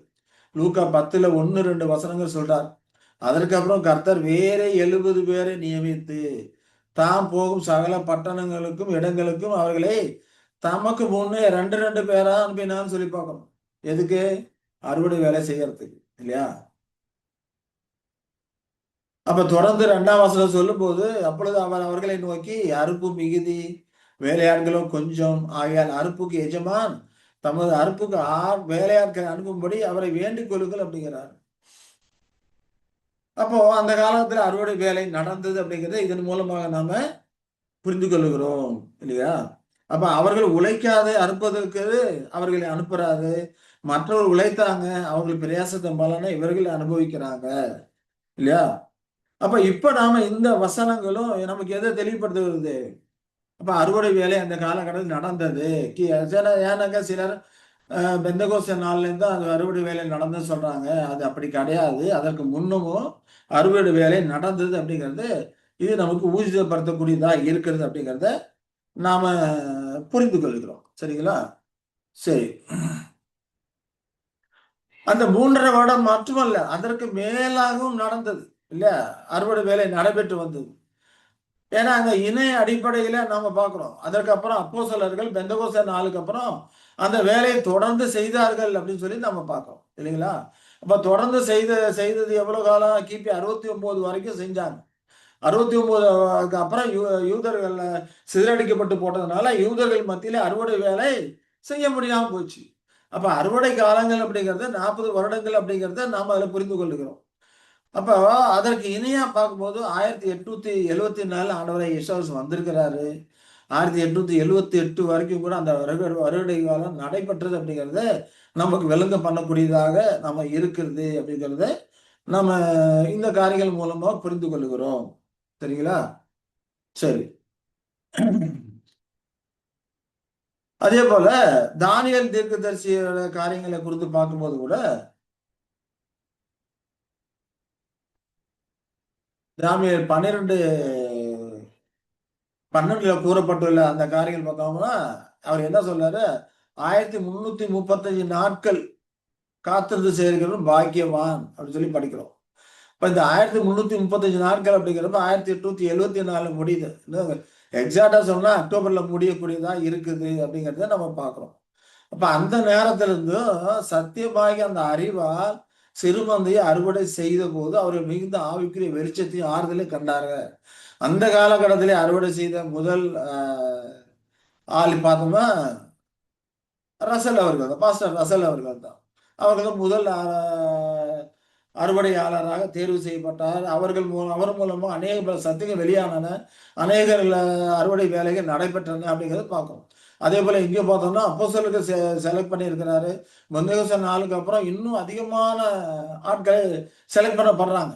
பேதுரு பிரசங்கம் பண்ணும்போது கிட்டத்தட்ட 3000 பேர், அதுக்கப்புறம் 5000 பேர், அப்புறம் 3000 பேர் இல்லையா? எல்லாமே பிரேசை பண்ணாங்கன்னு சொல்லி நம்ம பார்க்கணும். அப்ப அறுவடை வேலை அதிகமா நடந்து கொண்டு இருந்தது. அதே போல இந்த காலகட்டத்தில் 1874க்கு அப்புறம் இந்த அறுவடை வேலைகள் அதிகமா நடந்து கொண்டிருக்கிறது அப்படிங்கிறத நாம இந்த காரியங்கள் மூலமாக நாம புரிந்து கொள்கிறோம் இல்லைங்களா? ஏன்னா தானியேல் 12ல பார்க்கும்போது 10லேருந்து 12 வரைக்குமே பார்த்தோம்னா அநேகர் சுத்தமும் வெண்மையும் ஆக்கப்பட்டு புடமிடப்பட்டவர்களாய் விளங்குவார்கள். துன்மார்க்கரோ துன்மார்க்கமாய் நடப்பார்கள். துன்மார்க்கரில் ஒருவரும் உணரான். ஞானவான்களும் உணர்ந்து கொள்வார்கள். அன்றாட பலி நீக்கப்பட்டு பாலாக்கு மறுவறுப்பு ஸ்தாபிக்கப்படும் காலம் முதல் 1290 நாள் செல்லும். 1335 நாள் மட்டும் காத்திருந்து சேர்கிறவன் பாக்கியவான் படிக்கிறோம். இப்ப அன்றாட பலிங்கிறத தொடர் பலின்னு அந்த காரியங்கள் வரணும். கண்டினியூவல் சாக்ரிஃபைஸ்ன்னு வரும் ஆங்கிலத்தில் பார்க்கும்போது. அப்ப தொடர் பலி நீக்கப்பட்டு பாலாக்கு மறுவறுப்பு ஸ்தாபிக்கப்பட்ட அந்த காலம் கிபி 539. இதெல்லாம் ஏற்கனவே நம்ம படிச்சிருக்கிறோம். பாலாக்கு அறுவறுப்பு ஸ்தாபிக்கப்பட்ட காலம் 1539. அப்போ அன்றாட பலி நீக்கப்பட்டு பாலாக்கு அறுவறுப்பு ஸ்தாபிக்கப்படும் காலம் முதல் 1290 நாள் செல்லும் அப்படிங்கிறாரு. இந்த 290 நாள் அப்படிங்கிறப்போ அந்த காலகட்டத்தில் என்ன நடக்குதுன்னு பார்த்தோம்னா 539ல 290 கூட்டம்னா எங்க வருது? கிபி 1829. அப்ப அந்த கிபி 1829ல மில்லர் மூவ்மெண்ட் ஆரம்பிச்ச அந்த காலங்கள் இல்லையா? அந்த காலங்களில் என்ன நடக்குன்னு சொல்றாரு? அநேகர் சுத்தமும் வெண்மையும் ஆக்கப்பட்டு புடமிடப்பட்டவர்களாய் விளங்குவார்கள். துன்மார்க்கரோ துன்மார்க்கமாய் நடப்பார்கள். துன்மார்க்கில் ஒருவனும் உணரான். ஞானவான்களும் உணர்ந்து கொள்வார்கள். இப்ப 1829 வாக்குல மில்லருக்கு காலக்கணக்கு கொடுத்த சத்தியங்கள், அதே போல் தானியேல் தீர்க்கதரிசிகளுக்கு கொடுத்த சத்தியங்களா விளங்க ஆரம்பிச்சது. அவர் அந்த காலகட்டத்தில் அதெல்லாம் ஆராய்ச்சி பண்ணி பார்த்து இந்த படிக்கிற தீர்க்க தரிசன காரியங்கள் எல்லாமே அவர் விலக்கி கொண்டு வெளிப்படுத்த ஆரம்பிச்சாரு, பிரசங்கம் பண்ண ஆரம்பிச்சாரு. அது 1829. அழகா இந்த தீர்க்க தரிசனம் மில்லர்கிட்ட அங்க மில்லர் மூவ்மெண்ட்ல அங்க நிறைவேறுது அப்படின்னு சொல்லி பார்க்கணும். அந்த 7 காலங்களை கொண்ட அந்த காலங்கள், இந்த இணையான காலங்கள், தீர்க்க தரிசனத்தை தானியேல் கொண்ட அந்த தீர்க்க தரிசன காலங்கள் 1335 நாள், இது எல்லாமே அங்க விளங்க ஆரம்பிச்சது அப்படின்னு சொல்லி நம்ம பார்க்கணும். ஆனா மில்லர் என்ன நினைச்சாருன்னா,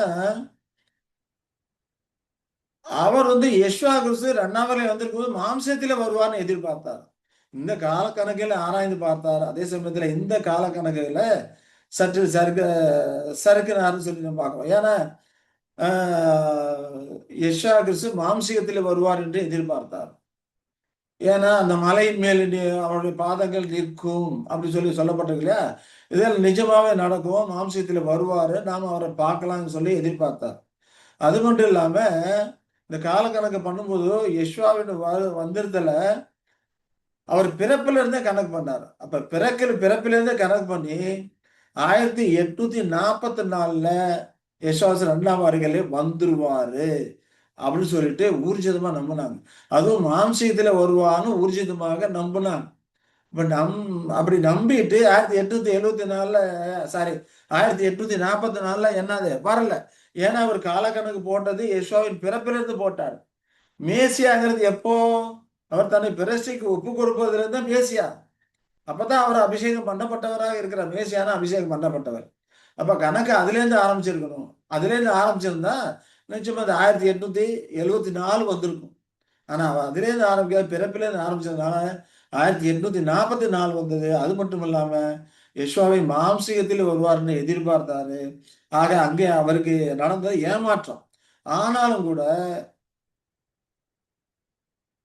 சுத்தமும் வெண்மையமாக்கப்பட்டு புடமிட்டப்பட்டவர்களாக விளங்குவாங்க. துன்மார்கள் உணர மாட்டாங்க. ஞானவான்கள் உணர்ந்து கொள்வார் சொல்லப்பட்ட பிரகாரம் அந்த காலகட்டத்தில் காலக்கணக்கில் குறித்த சத்தியம் அவருக்கு விளங்கினது அப்படின்னு சொல்லி நம்ம பார்க்கிறோம் இல்லைங்களா? அப்ப இதெல்லாம் 1290 நாளுங்கிற அங்கே முடிஞ்சுது. ஆனா 1335 நாள் மட்டும் காத்திருந்து சேர்கிறவன் பாக்கியவான் என்று சொல்லப்பட்ட பிரகாரம் இந்த 530ல இருந்து 39 பாலாக் அருவருப்பு ஸ்தாபிக்கப்பட்ட அந்த காலம் கிபி 539, அதுல இருந்து 1335 நாளை கூட்டணும்னா என்ன வருது? 1874. இப்ப இந்த காலகட்டத்துல பாஸ்டர் ரசல் அவர்கள் சத்தியத்தை விளங்குச்சு. ஆண்டவராய் யெஷுவா மாம்சீகத்தில் இல்ல ஆவிக்குரிய சரீரத்துல வருவாரு, அவர் காணக்கூடாதவராய் இருப்பார் அப்படிங்கிற காரியங்கள்லாம் இந்த காலகட்டத்தில் அவருக்கு விளங்குனது. அப்ப அது மட்டும் இல்லாம யெஷுவா 2ஆம் வருகையில வருவதற்கான நோக்கம் என்ன, அந்த காரியங்கள்லாம் அவருக்கு தெரிய ஆரம்பிச்சு 1874ல இருந்து அந்த காரியங்களை எல்லாம் அவர் பிரசங்கம் பண்ண ஆரம்பிச்சாரு. வெளியே எடுத்து சொல்ல ஆரம்பிச்சாரு அப்படிங்கிறத நாம பார்க்கணும். அப்போ இந்த காலகட்டத்தை இப்ப எதுக்காக படிக்கிறோம்? இந்த சத்தியங்கள் எல்லாமே அறிவாளாக இருக்குது. 1874ல அறுவடை ஆரம்பிச்சிருச்சு அப்படிங்கிறதுக்கான ஒரு நிரூபணம் இல்லையா? இப்ப சத்தியமாகிய அறிவால் சிறுமந்தை அறுவடை செய்யக்கூடிய அந்த காலம் 1874ல ஆரம்பிச்சது அப்படின்னு சொல்லி நாம பார்க்கணும். அதன் மூலமா அநேகர் சத்தியத்துக்குள்ள வந்தாங்க, அநேகர் பிரதிஷ்டை பண்ணாங்க, பாபிலோன் விட்டு வெளியே வந்தாங்க இல்லைங்களா? ஏன்னா அநேகர் சுத்தம் வெண்மையமாகப்பட்டு புடமிடப்பட்டவர்களாய் விளங்குவார்கள். துன்மார்க்கரோ துன்மார்க்கமே நினைப்பாங்க. துன்மார்க்கில் ஒருவரும் உணரான், ஞானவான்க உணர்ந்து கொள்வார்கள். இப்ப தேவன் தம்முடைய பிள்ளைகளுக்கு சத்தியத்தை வெளிப்படுத்தாமல் இருக்க மாட்டாரு. அந்த ஏற்ற காலத்துல சத்தியத்தை வெளிப்படுத்தினாரு. அந்த தொடர்ந்து அவர் அநேகர் சத்தியங்களை விளங்க பண்ண ஆரம்பிச்சாரு. அவர் அநேகர் அறுவடை காலத்துல அறுவடை செய்யப்பட்டார்கள். அந்த அறுவடை வேலை 1874 இணை காலங்கள் அப்படிங்கிற கணக்கு பிரகாரம் ஆரம்பிச்சது அப்படிங்கிறத நாம புரிந்து கொள்கிறோம். இப்ப 1874 இறுதியில ஆண்டவராகிய இயேசு வருகையின் வீதம் எப்படி இருக்கும் இல்லையா? 3 விதமா வருவார். வருகை விதம் எப்படி இருக்கும்? ஏன்னா ரகசிய வருகை சொல்லப்பட்டிருக்கு, திருடனை போல வருவேன்னு சொல்லப்பட்டிருக்கு. அதே போல கிழக்கிருந்து மேற்கு வரைக்கும் பிரகாசிக்கிற வெளிச்சத்தை போல வருவேன்னு சொல்லியிருக்கிறார் இல்லையா? அப்ப ராஜ்யத்தை சாவிக்கிறவராக வருவேன்னு சொல்லியிருக்கிறார். அவன் 3 விதமாக அவரோட வருகை விதம் இருக்குது. அந்த காரியங்கள் எல்லாம் அவருக்கு புரிய ஆரம்பிச்சுது இல்லையா? அப்ப இந்த காரியங்கள் எல்லாம் அந்த காலத்துல வெளிப்படுத்த ஆரம்பிச்சார். வருகை வீதம் அப்படிங்கிற காரியங்கள் 1874-75ல தெரிய ஆரம்பிச்சது. இதெல்லாம் அறுவடை சத்தியமாக வெளியீட்டு மூலம் சத்தியங்களை பரப்பினார். அப்ப தானியேல் சொல்லப்பட்ட பிரகாரம் 1335 நாட்களும் அதன் நிறைவேற்றங்களும் அறுவடை வேலை 1874ல ஆரம்பிச்சிருச்சு அப்படிங்கிறத நமக்கு என்ன பண்ணுது? ஊர்ஜிதப்படுத்தக்கூடியதாக அது இருக்குது. அது நமக்கு நிரூபணம் பண்ணுது அப்படிங்கிறத நாம இதன் மூலமாக புரிந்து கொள்கிறோம் இல்லையா? அடுத்த பார்த்தோம்னா இந்த காரியங்கள் எல்லாம் நிழல் அடையாளத்துல எலியாவோட 2வது விழிப்பு இல்லையா? எலியா காரியங்களை படிக்கும் போது எலியா தூங்கி கொண்டு இருக்கிறாரு. முதல் தட்டி எழுப்பி சாப்பாடு கொடுக்கப்படுது, மறு தூங்கிட்டாரு. 2வது தட்டி எழுப்பி அவருக்கு உணவு கொடுக்கப்படுது. அதற்கப்புறம் அந்த பலனினால 40 ஆண்டுகள் போனான்னு சொல்லி பார்க்கணும். 1 ராஜாக்கள் 19ல 6-8 வரைக்கும் உள்ள வசனங்களை நாம படித்தோமானால், அவன் விழித்து பார்க்கிற போதோ இதோ தலையில் சூடப்பட்ட அடையும் ஒரு பாத்திரத்தில் தண்ணீரும் அவன் தலைமாட்டில் இருந்தது. அப்பொழுது அவன் புசித்து குடித்து திரும்ப படுத்து கொண்டான். கர்த்தர் தூதன் திரும்ப 2ஆம் தரம் வந்து அவனை தட்டி எழுப்பி, எழுந்திருந்து போஜனம் பண்ணு, நீ பண்ண வேண்டிய தூரம் வெகு தூரம் என்றான். அப்பொழுது அவன் எழுந்திருந்து புசித்து குடித்து அந்த போஜனத்தின் பலத்தினால் 40 நாள் இரவு பகல் ஒரு பெண்ணும் தேவனுடைய பர்வதம் மட்டும் நடந்து போனான்னு சொல்லி படிக்கிறோம். அப்போ உருவமான எலியா முதல் விழிப்பு அப்படிங்கிறப்ப அந்த காலத்தில் எலியா யாருக்கு அடையாளம்? மாம்சியத்திலே ஓடிக்கொண்டிருக்க பசுவான்களுக்கு அடையாளம் இல்லையா? அப்ப உருவமான எலியான் முதல் விழிப்பு அந்த உணவு அப்படிங்கிறப்ப 1829ல மில்லர் மூவ்மெண்ட் கிடைச்சது. இந்த மில்லர் மூவ்மெண்ட் 1844 இயேசு வந்துருவாரு, மாம்சத்து வந்துருவாரு எதிர்பார்த்தாங்க, வரல. அப்படிங்கிறப்போ ஒரு ஏமாற்றம் ஆயிடுச்சு. அநேகர் அவரை விட்டு பின்விட்டு போயிட்டாங்க. ஆனாலும் மில்லர் சொல்றாரு, இல்ல நம்ம காலக்கணக்கில் இயேசு 2ஆம் வருகை வருவது நிச்சயம், நம்ம கணக்கில் ஏதோ மிஸ்டேக் இருக்கு, மறுபடியும் ஆராய்ச்சி பண்ணுவோம்னு சொன்னாரு. மறுபடியும் அந்த காரியங்களை ஆராய ஆரம்பித்தாரு. அப்ப இந்த ஏமாற்றத்துக்கு பின்ன அநேகர் பின்னிட்டு போயிட்டாங்க இல்லையா? இப்ப இது எதை குறிக்கக்கூடியாருங்கிறது? முதல்ல சாப்பாடு கிடைச்சது, சாப்பிட்டதுக்கு அப்புறம் எலியாவுக்கு பின் என்ன பண்ணிட்டாங்க? தூங்கிட்டார் இல்லையா? அவர் மீண்டும் தூங்கினாரு அப்படின்னு சொல்லி நம்ம பார்க்கிறோம். அப்ப மறுபடியும் தட்டி எழுப்பி சாப்பாடு கொடுக்கப்படுது. இப்ப 2ஆம் தடவை தட்டி எழுப்பி சாப்பாடு கொடுக்கக்கூடிய அந்த காலம் 1874. அப்ப 2வது விழிப்பு உணவும் ஆரம்பமானது. அப்ப ரசலுக்கு அந்த காரியங்கள் எல்லாம் தெரிய வர ஆரம்பிச்சது. அப்ப தெரிய வர ஆரம்பிச்சு அதை சாப்பிட்டுட்டு அவன் என்ன பண்ணான்? 40 நாள் ஒரே பர்வதம் மட்டும் அந்த பலன் நடந்தான்னு சொல்லி பார்க்கிறோம்.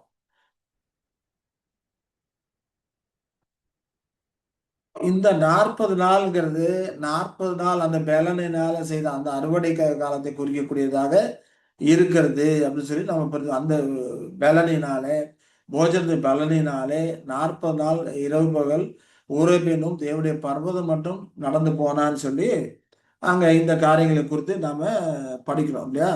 அப்ப எலியாவுடைய 2வது விழிப்பு 2வது உணவு நமக்கு 1874 அறுவடை வேலை ஆரம்பிச்சிருச்சு, சாப்பாடு கிடைக்குது அப்படிங்கிறத நம்ம பார்க்கிறோம் இல்லையா. சரி, இப்ப 2வது உணவின் முதல் பகுதி நாம் ஏற்கனவே சொல்லப்பட்ட பிரகாரம் அந்த சத்தியங்கள்லாம் அவர்களுக்கு ரசலுக்கு தெரிய வர ஆரம்பிக்குது. யெஷுவாசு 2ஆம் வருகையில மாம்சத்தில் அல்ல ஆவிக்குரிய சரீரத்தில் இருக்கிறாரு, மகிமையில் இருக்கிறாரு, காணக்கூடாதவராக தான் வருவார் அப்படிங்கிற காரியங்கள்லாம் விளங்க ஆரம்பிக்குது. அதே போல காணக்கணக்குகள்லாம் தெரிய ஆரம்பிக்குது. இப்ப காணக்கணக்குகள்லாம் இந்த 1335 நாள் காலக்கணக்குகள் மற்ற காலக்கணக்குகள் அவர்களுக்கு தெரிய வரும்போது அதை தெளிவாக அவர் கண்டு கொள்ளுகிறாரு. இயேசு அண்ணாவரையில வந்துட்டான்னு கண்டு கொண்டுட்டு 1878 இதோ மணவாளன் வந்திருக்கிறார் அப்படிங்கிற சத்தியத்தை எங்கு பிரகடனப்பட்ட ஆரம்பிச்சாரு அப்படின்னு சொல்லி நாம பார்க்கிறோம் இல்லைங்களா. இதெல்லாம் நடந்த நிகழ்வுகள் ஆகையினாலதான் இதற்கு இசைவு இணக்கமா இருக்கு என்று நாம சொல்றோம். இப்ப 40 ஆண்டுகள் நீடித்த அறுவடை காலத்தை இது குறிக்கக்கூடியதா இருக்குது. நம்ம 40 ஆண்டு காலம் அப்படிங்கிறப்போ அப்ப 1874 1914 வரைக்கும் உள்ள காலங்கள்ல அது குறிக்கக்கூடியதா இருக்கிறது. அப்ப உருவமான எலியா அந்த புது சிருஷ்டி வகுப்பா இருக்கக்கூடியவங்க முழுமையான எண்ணிக்கையுடன் ஆரம்ப ராஜ்ய நிலைக்கு ஆளக்கூடிய நிலைக்கு போறது இந்த 1914 முடிவுறுது.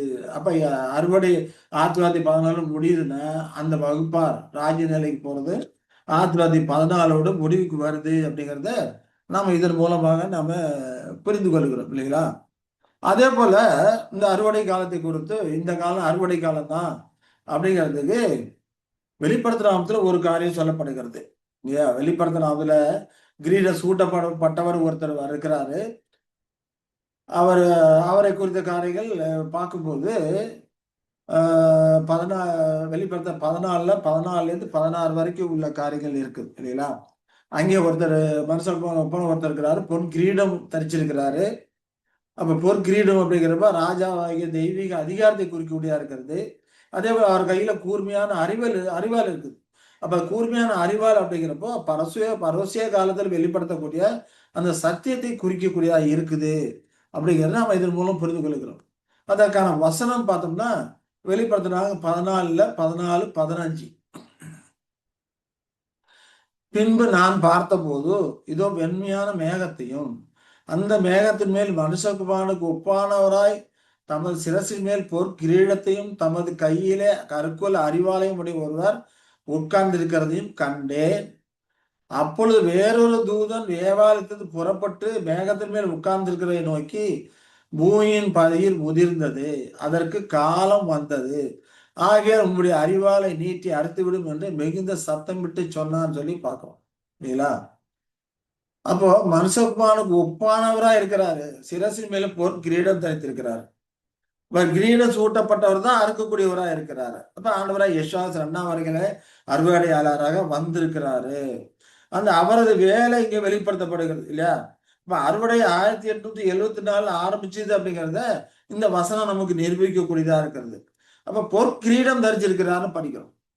இப்ப பொற்கிரீடம் அப்படிங்கிறப்ப ராஜாவாகிய அவருடைய தெய்வீக அதிகாரத்தை குறிக்கக்கூடியதா இருக்கிறது. அதிகாரத்தோட வர்றாரு, ஆளுகை பண்ணக்கூடிய அதிகாரத்தோடு அவர் வந்திருக்கிறாரு. கருக்குள்ள அறிவாலை பிடித்துக் கொண்டு அவர் வந்திருக்கிறாரு அப்படிங்கிறத குறிக்கூடியதா இருக்கிறது. அப்ப கூர்மையான அறிவால் அப்படிங்கிறப்போ அவர் வந்திருக்கிற அந்த காலம் 1874 1914 வரைக்கும் இருக்கக்கூடிய அந்த காலங்கள் பரோசிய காலமா இருக்கிறது. அந்த பரோசிய காலத்துக்கு தேவையான சத்தியத்தை அவர் கொடுக்கக்கூடியவர் இருக்கிறாரு. அந்த சத்தியத்தின் மூலமாக தான் அவர் என்ன பண்றாரு, அறுவடை பண்ணக்கூடியவரா இருக்கிறாரு. அவர் அறுத்த முதல் அறுவடையாளர் அந்த காலகட்டத்திலே பாஸ்டர் ரசல் அவர்கள் இல்லையா. அவர் மூலமாக இன்னும் அநேகரை அறுத்தெடுக்கிறாரு அப்படின்னு சொல்லி பார்க்கிறோம். அதே போல முதலாம் வருகையில வந்திருக்கும் போது 12 பேர்த்த செலக்ட் பண்றாரு, அப்புறம் 70 பேர்த்த செலக்ட் பண்றாரு, அப்புறம் 500 பேரு. அப்ப அவர்கள் மூலமா அப்படியே அறுவடை வேலையை நடந்து கொண்டே இருக்கிறது. கிபி 69 வரைக்கும் நடந்தது அப்படின்னு சொல்லி நம்ம பார்க்கணும். அதற்கு இணையாக இங்கே அதே போல 1914 வரைக்கும் அந்த அறுவடை வேலை போய்க்கொண்டே இருக்கிறது அப்படின்னு சொல்லி பார்க்கணும். அப்ப மனுஷகான முகவானை போல இருக்கிறவர் அறுப்பதற்கு கேட்டுக்கொள்ளப்படுவதற்கு காரணம் என்ன? அறுக்கிறதற்கு காலம் வந்ததுன்னு படிக்கிறோம். அறுப்பதற்கான காலம் வந்தது, ஆகியா உங்களுடைய அறிவாலை நீட்டி அறுத்து விடும் என்று அங்கே சொல்றதை நாம பார்க்கிறோம். இப்ப தேவனுடைய அறுவடைகள் இல்லை, அறுவடை நேரம் அப்படிங்கிறது அறுவடை வேலையும் குறிப்பிட்ட நேரத்திலே நடக்கக்கூடிய அந்த நிகழ்வு தான் குறிக்கூடியதா இருக்கு. ஏன்னா ஒரு சிலர் என்ன சொல்லுவாங்க, அறுவடை நேரங்கிறது வேற, அறுவடை செய்யக்கூடிய காரியங்கிறது வேற அப்படிங்கிறாங்க. அப்படின்னு சிலர் விதண்டாவாதமாக சொல்லக்கூடிய ஆட்களும் இருக்கிறாங்க. ஏன்னாங்க அறுவடை நேரம் தானே வந்துருக்கு சொல்லியிருக்கிறாரு, அவர் ஒரு வேலை செய்யல அப்படி மாதிரி சொல்லுவாங்க. இப்ப அறுப்பதற்கான நேரம் அந்த காலம் வந்துருச்சுன்னா இப்ப அறுவடை வேலை செய்யறதுக்கான காலம் தானே அது அர்த்தம் இல்லைங்களா? இப்ப குறிக்கப்பட்ட அதே நேரத்துல குறிக்கப்பட்ட அந்த காலத்துல அறுவடை நடைபெறுவதை இது குறிக்கக்கூடியதா இருக்கிறது. ஆகையினால அறுவடை நேரமும் அறுவடை வேலையும் ஒரே காலத்தில் நடக்கக்கூடிய காரியம் என்பதை நாம புரிந்து கொள்ளணும் இல்லைங்களா? சரி, அது மட்டும் இல்லாம இங்க அறுவடை காலம் அப்படிங்கிறப்ப இங்கிலீஷ்ல பார்த்தோம்னா அவர்னு சொல்லப்பட்டிருக்கும். காலம் சொல்லல, அவர் இல்லையா? Come the hour of the to reap, அறுப்பதற்கான நேரம் சொல்லப்பட்டிருக்கு. இப்ப அறுப்பதற்கான நேரம் அப்படிங்கிறப்போ இது நம்ம கொஞ்சம் யோசிக்க வேண்டிய காரியமா இருக்காது இல்லையா? புரிந்து கொள்ள வேண்டிய காரியமா இருக்காது. 16 பார்க்கும்போது பூமியின் மேகத்தில் உட்கார்ந்திருக்க தமது அறிவாலை பூமியிலே நீட்டினார், பூமியின் விளைவு அறுப்புண்டது. இப்ப அறுவடைக்கான அந்த நேரம் அந்த காலம் வந்திருக்கும் போது அறுவாலை நீட்டாரு, பூமியின் விளைவு அறுப்புண்டது. அப்ப நேரத்துல அந்த வேலை நடக்கலை அப்படின்னு யாரும் சொல்ல முடியாது. ஏன்னா ஒரு சிலர் சொல்றாங்க அறுவடைக்கான நேரம் அப்படிங்கிறது வேற, அறுவடை வேலை செய்யறதுங்கிறது வேற. அங்க அறுவடைக்கான அந்த நேர காலம் வந்துருச்சு அறுத்துன்னு சொல்றாரு, உடனே இவர் என்ன பண்றாரு, அறிவாலை நீட்டினாரு, பூமியின் விளைவு அறுப்புண்டது அப்படின்னு சொல்லி பார்ப்போம். அப்ப அறுவடைக்கான இந்த நேரம் அப்படிங்கிறப்போ இது எதை குறிக்கக்கூடியது அப்படிங்கிறது நாம அறிந்து கொள்ள வேண்டும் இல்லையா? ஒரு நாள் அப்படிங்கிறப்போ நமக்கெல்லாம் ஒரு நாள் அப்படிங்கிற எவ்வளவு நாள்? 24 ஹவர்ஸ், 24 ஹவர் கொண்ட நாள் ஒரு நாள். ஆனா ஆண்டவரை யெஷுவா கிறிஸ்து 1000 வருஷம், ஒரு நாளுங்கிறது 1000 வருஷம். அப்போ நமக்கு 24 ஹவர்ஸ் அப்படிங்கிறப்போ அவருக்கு 1000 வருடங்கள். அப்போ அந்த 1000 வருடங்கள 1 ஹவர் எவ்வளவு காலம் அப்படின்னு சொல்லி நம்ம பார்க்கணும். ஏன்னா அங்க அறுக்கிறதுக்கான நேரம் வந்தது, அதான் படிக்கிறோம் இல்லைங்களா? அறுப்பதற்கான அவர் வந்தது, நேரம் வந்தது அப்படின்னு சொல்லி பார்க்கிறப்ப நேரம் அப்படிங்கிறப்ப 1 மணி நேரத்தை குறிக்கக்கூடியதா இருக்குது. இப்ப நமக்கு ஒரு நாள் அப்படிங்கிறப்ப 24 மணி நேரம். அப்ப ஆண்டவராய யெஷுவா கிறிஸ்துக்கு ஒரு நாள்ங்கிறப்ப 1000 வருட காலம். அப்ப 24 மணி நேரம் 1000 வருட காலங்களுக்கு இணையா இருக்குது.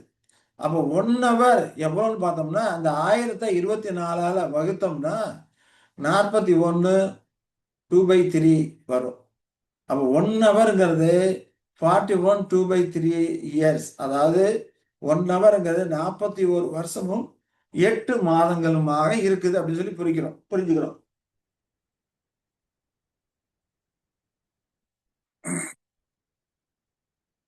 இப்ப அறுவடையின் நேரம் அப்படிங்கிறப்போ அறுவடை எப்போ ஆரம்பிச்சது? 1874.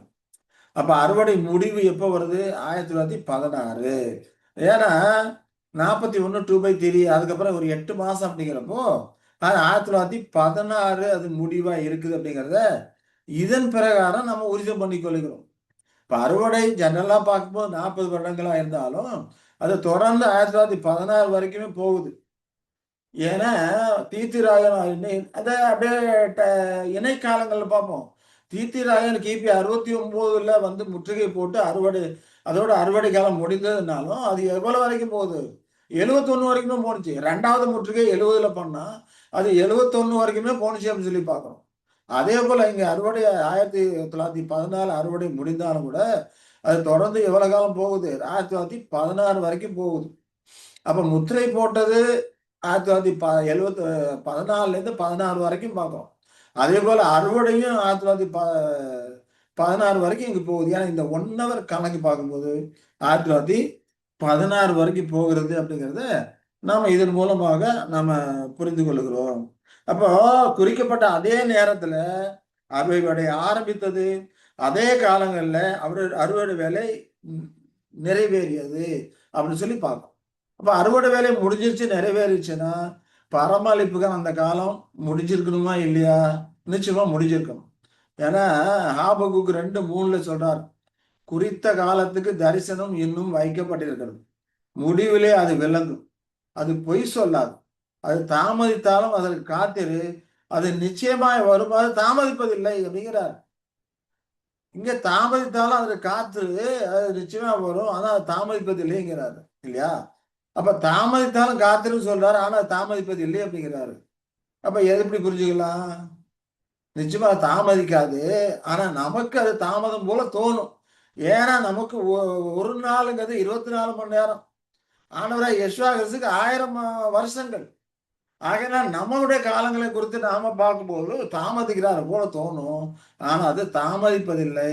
குறித்த காலத்திலே அது நிறைவேறும். குறித்த காலத்துக்கு தீர்க்கதரிசனம் வைக்கப்பட்டிருக்கிறது, முடிவிலே அது விளங்கும், நிச்சயமா பொய் சொல்லாது, அது நிச்சயமாய் வரும், நிறைவேறும் அப்படின்னு சொல்லி இங்க சொல்றதை பார்க்கிறோம். அதே போல 1 ஹவர் காலக்கணக்குல இந்த அறுவடை அப்படிங்கிறப்போ 1916ஓட நிச்சயமாய் அது நிறைவேறி முடியும், நிறைவேறியே ஆகும் அப்படிங்கிறத நம்ம புரிந்து கொள்கிறோம். அப்ப 1974 அறுவடை காலம் ஆரம்பித்தது, அறுவடை வேலை இல்லை, அப்படி இல்ல ஆரம்பிக்கல அப்படின்னு சொல்லி சிலர் கூறுவது தவறான ஒரு காரியமா இருக்கிறது அப்படிங்கிறத இதன் மூலமாக நாம புரிந்து கொள்ளுகிறோம். சரிங்களா? சரி. இதற்கான இன்னும் சில காரியங்களை நாம இந்த விஷயத்துல நாம பார்த்தோம்னா, அங்க என்ன சொல்ல, உங்கள் அறிவாலை செலுத்தி அருங்கள் என்று சொல்றதை பார்க்கிறோம். அப்ப தூதரின் கூக்குரல், அப்ப பரோசிய சத்தியங்களை வெளிப்படுத்துறதுக்கு வெற்றி அடைய வேண்டி செய்த அந்த ஜெபங்களை குறிக்கக்கூடியதா இருக்கிறது. இப்ப அறுவடை வேலை நிறைவேறும்னு சொல்லிட்டு அநேகர் ஜெபம் பண்ணி கொண்டிருக்கிறாங்க. ச இல்லைங்களா? அநேகர் சத்தியத்துக்கு வரணும், சத்தியத்தை புரிஞ்சுக்கணும், ஜெபம் பண்ணி கொண்டிருக்கிறாங்க. அந்த ஜெபம் எல்லாம் தான் அந்த கூக்குரல், அறுத்து விடுங்க சொல்ற கூக்குரலை அந்த ஜெபங்கள் குறிக்கக்கூடியதா இருக்குது. அப்ப அறிவாலை செலுத்துதல் 1874 முதல் ஆரம்பித்ததுனால அறுவடையும் அதே ஆண்டிலே ஆரம்பித்தது அப்படிங்கிறத நாம புரிந்து கொள்ளுகிறோம் இல்லையா? அப்ப இங்க ஒரு விஷயத்தை நாம கவனிக்க தவறக்கூடாது. என்னன்னா, கிரீடத்தை உடையதா இருப்பது அப்படிங்கிறதோ, அதே போல அந்த கிரீடத்தை உடையா இருப்பதுன்னா அதிகாரத்தை உடையா இருப்பது, அதே போல அந்த அதிகாரத்தை செயல்படுத்துவதா இருக்கக்கூடியது இருக்குது இல்லையா? 2யும் போட்டு குழப்பிக்க கூடாது. ஏன்னா விசுவாசம் 1ஆம் வருகையில உயிர்த்தெழுந்தும் போதே சொல்லிட்டாரு, வானத்து பூமியிலும் சகல அதிகாரம் எனக்கு கொடுக்கப்பட்டிருக்குன்னு சொல்லிட்டாரு இல்லையா? அதிகாரம் அப்பவே கொடுத்தாச்சு. ஆனா செயல் எப்ப வருது? 2ஆம் வருகையில வந்திருக்கும் போதுதான் அந்த செயல் ஆரம்பிக்குது அப்படிங்கிறத நம்ம புரிந்து கொள்கிறோம் இல்லைங்களா? சரி. அப்போ 1874 அறுவடை வேலை நடைபெற்றது என்பதை பல உண்மைகள் உறுதிப்படுத்துது. ஏன்னா நடைமுறை உண்மைகளையும் பார்க்கணும். இப்ப நடைமுறை உண்மையில பல காரியங்கள் நமக்கு உறுதிப்பட அது நடந்துச்சு, ஆரம்பிச்சிருச்சு அப்படிங்கிறத உறுதிப்படுத்தக்கூடியதா இருக்கிறது. அதுல 2 அம்சங்கள் என்னன்னு பார்க்கணும்னா, அறுவடை வேலை அப்படின்னா அறிவால் பயன்படுத்தப்படும் இல்லையா? அறிவால்னா என்னது? சத்தியம் பயன்படுத்தப்படும். அதே போல இந்த உருவகமான அந்த கதிர்களை என்ன பண்ணணும்? வெட்டணும். சத்தியமானது கதிர்களை வெட்டி வளர்ந்த இடத்திலிருந்து பிரிக்கணும். 2 காரியமே 1874 நடந்தது. அது 1978 வரைக்கும் கூட நடந்தது. அதுக்கப்புறமும் கூட தொடர்ந்து அந்த காலத்துல நடந்தது அப்படிங்கிறத, நடந்த உண்மை நிகழ்வுகள் நமக்கு வெளிப்படுத்தக்கூடியதாக இருக்கிறது அப்படிங்கிறத நாம பார்க்கிறோம். என்னன்னா 1874 இருந்து 78 வரைக்கும் கீழே ஸ்கிரீன்ல பார்க்கிற இந்த அறுவடை கால அந்த சத்தியங்கள் எல்லாம் வாய்மொழியாக அல்லது உரையாடல் மூலமாக, சொற்பொழிவு மூலமாக, பிரசங்கங்கள் மூலமாக அல்லது வேதாம படிப்புகள் மூலமாக அநேகருக்கு அறிவிக்கப்பட்டது. இப்ப அந்த காலகட்டத்தில் வெறியான சத்தியங்கள் என்னன்னு பார்த்தோம்னா, பாவத்தின் தண்டனை நித்திய வேதனை அல்ல, அது மரணம் தான் அப்படிங்கிற சத்தியம் அந்த காலகட்டத்தில் வெளிப்பட்டது. அதே போல மனித ஆத்மாவின் மரணத்தன்மை, மனிதன் ஆத்மாங்கிறது மரணத்தை மனிதனுடைய மரணத்தன்மை அப்படிங்கிறப்போ தனி ஒரு ஆத்மால அலையிறது கிடையாது. மரணம் பிறகு ஜீவனற்ற ஒரு நிலை அப்படிங்கிறத அந்த சத்தியம் வெளியானது. அதே போல மீட்பு அப்படிங்கிறப்போ இழந்தது திரும்ப கொடுக்க காரியம் அப்படிங்கிற அந்த சத்தியம் அந்த காலத்துல வெளியானது. அதாவது ரேன்சம் யெஷுவா வந்து தம்முடைய மீட்கும் பலியை கொடுத்து ஜனங்களை இழந்த காரியங்களை திரும்ப கொடுக்குறாரு அப்படிங்கிற சத்தியம் வெளியானது. அதே போல யெஷுவா கிறிஸ்துவோட வருகையுடைய நோக்கம், அந்த வருகையோட முறை, அந்த வருகைக்குரிய அந்த காலம், இது எல்லாமே அந்த காலகட்டத்திலே பரிசுத்த காலத்தில் வெளியான சத்தியகாரமா இருக்குது, சத்தியகாரியமா இருக்குது. அதே போல சபையோட தேர்வு, கிறிஸ்துவனுடைய 1000 ஆண்டு ஆட்சிக்குரிய காரியங்கள், எதிர்காலத்திலே ஒரு சோதனை இருக்குது அப்படிங்கிற காரியம். இந்த பூமியானது நாம் வசிக்கிற இந்த எர்த், இந்த பூமியானது ஒரு நிலைத்தன்மை கொண்டது, இது உருகிலாம் ஓடி போகாது அப்படிங்கிற அந்த சத்தியமான் இல்லையா? இது எல்லாமே எப்ப வெளியானது? 1874ல இருந்து 78 வரைக்கும் கூட அந்த காலகட்டங்கள்ல வெளியான சத்தியங்களாக இது இருக்குது இல்லையா? அப்ப இந்த நடந்த உண்மைகள்லாம் நமக்கு எதை வெளிப்படுத்துது? 1874ல அறுவடை ஆரம்பிச்சிருச்சு. ஏன்னா இது அறுவடை கால சத்தியமா இருக்குது அப்படிங்கிறத நம்ம புரிந்து கொள்ளுகிறோம். சரிங்களா? சரி, அடுத்தது பார்த்தோம்னா இந்த ஆண்டுகள்ல வாய்மொழி அறிவிப்புகள் மட்டும் அறிவிப்புகளோட சேர்ந்து அச்சு வெளியீடுகள், பிரதிகளை அச்சிட்டு வெளியிட்டு சத்தியங்களை பலரிடமும் அது கொண்டு போனது. அச்சு இயந்திரம் கண்டுபிடிக்கப்பட்டது எப்போ? 1440. அப்ப சத்திய காரியங்கள்லாம் 2ஆம் வரிக்கான சத்திய காரியம், இப்ப நாம பார்த்த சத்திய காரியங்கள்லாம் அந்த அச்சு மூலமா பிரிண்ட் பண்ணப்பட்டு பலரிடம் கொண்டு செல்லப்பட்டது.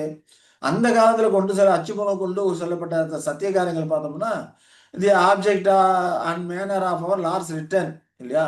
இப்ப கிறிஸ்துவின் 2ஆம் வருகை நோக்கம் அப்படிங்கிற காரியங்களை குறித்து அச்சிடப்பட்டு 1875ல வெளியிடப்பட்டது. அதே போல் 3 உலகங்கள் அப்படிங்கிற சத்திய காரியங்களை நெல்சன் ஹெச் பார்பர் அவர்கள் 1877 ஏப்ரல் முதல்ல பரப்ப ஆரம்பிச்சாரு அப்படிங்கிறத பார்க்கிறோம். இதுல அந்த காலகட்டத்தில் வெளியான அறுவடை கால சத்தியங்களா இருக்கிறது. அது மட்டும் இல்லாம அந்த ஹெரால்ட் ஆஃப் த மார்னிங் அப்படிங்கிற மேகசினுக்கு நெல்சன் ஹெச் பார்பர் அப்படிங்கிறவரு, சார்லஸ் ரசல் அப்படிங்கிறவரு, pastor Russell, John H Paton அப்படிங்கிறவரு, இவங்க 3 பேரும் தொகுத்த ஒரு மாத இதழ். அது 1876 ஜனவரி இதழ்ல கர்த்தர் 2ஆம் வருகை சுமார் 1874 அக்டோபர்ல ஆரம்பித்திருக்கலாம் என்று அது கற்பித்தது அப்படின்னு சொல்லி பார்க்கணும். இப்ப அந்த காலகட்டத்தில் 3 பேரும் அந்த அந்த மாதைகளுக்கு கட்டளை எழுதியிருக்கிறாங்க இல்லையா? எழுதி பிரசுரிச்சிருக்கிறாங்கன்னு சொல்லி நாம பார்க்கணும் 1876லயே இல்லையா? அப்ப அந்த காலகட்டத்தில் சத்தியம் வெறியா இருக்குது அப்படின்னா இப்ப 1874ல இருந்தே அறுவடை கால சத்தியம் வெளிப்பட்டு கொண்டே இருக்கிறது அப்படிங்கிறத இந்த காரியம் நமக்கு விளங்கு பண்ணக்கூடியதா இருக்கு. அறுவடை காலம் 1874ல ஆரம்பிச்சிருச்சு. அறுவடை சத்தியங்கள் வெளியாகி கொண்டிருக்கிறது. இதுதான் அறிவாளாகவும் இருக்கிறது, அறுத்து எடுக்கக்கூடியதாக இருக்குது. அநேக இந்த சத்திய காரியங்களை அறிந்து உணர்ந்து கொண்டார்கள், அதை வெளியிட்டாங்க. இத 7ஆம் தூதனுடைய எக்கால சத்தமாகவும் இருக்குது. அப்ப இந்த நிகழ்வுகள் எல்லாம் பார்த்துதான் சார்லஸ் பாஸ்டர் ரசல் அவர்கள் 7ஆம் தூதனுடைய எக்கால சத்தமாக அவர் தான் இருக்கிறாரு, அவர் தான் முத்திரை போடக்கூடியவராக இருக்கிறார் அப்படிங்கிறத நாம புரிந்து கொள்கிறோம் இந்த நிகழ்வுகள் மூலமாக. ஆனா அவரு ஒரு காலத்துல நான் தான் 7ஆம் தூதன் அப்படின்னும் ஒரு காலத்தில் அவர் தன்னை குறித்து பெருமையாவோ மேட்டியாவோ எங்கேயுமே அவர் சொல்லலை. ஆனா நடந்திருக்க நிகழ்வுகளை வச்சு நாம புரிந்து கொள்வோம், இவர் தான் அந்த சத்தமா இருக்கிறாரு, இவர் தான் அறுவடை கால அறுவடை ஆனவர் யெஷுவா 2ஆம் வருகையில் வந்து முதல் அறுத்தெடுத்த அந்த கதிராக இவர் இருக்கிறாரு. இப்ப அநேக சத்தியங்கள் வெளியாகுது அப்படிங்கிற காரியங்களை எல்லாம் இந்த நடந்த நிகழ்வுகள் மூலமாக நாம புரிந்து கொள்கிறோம்.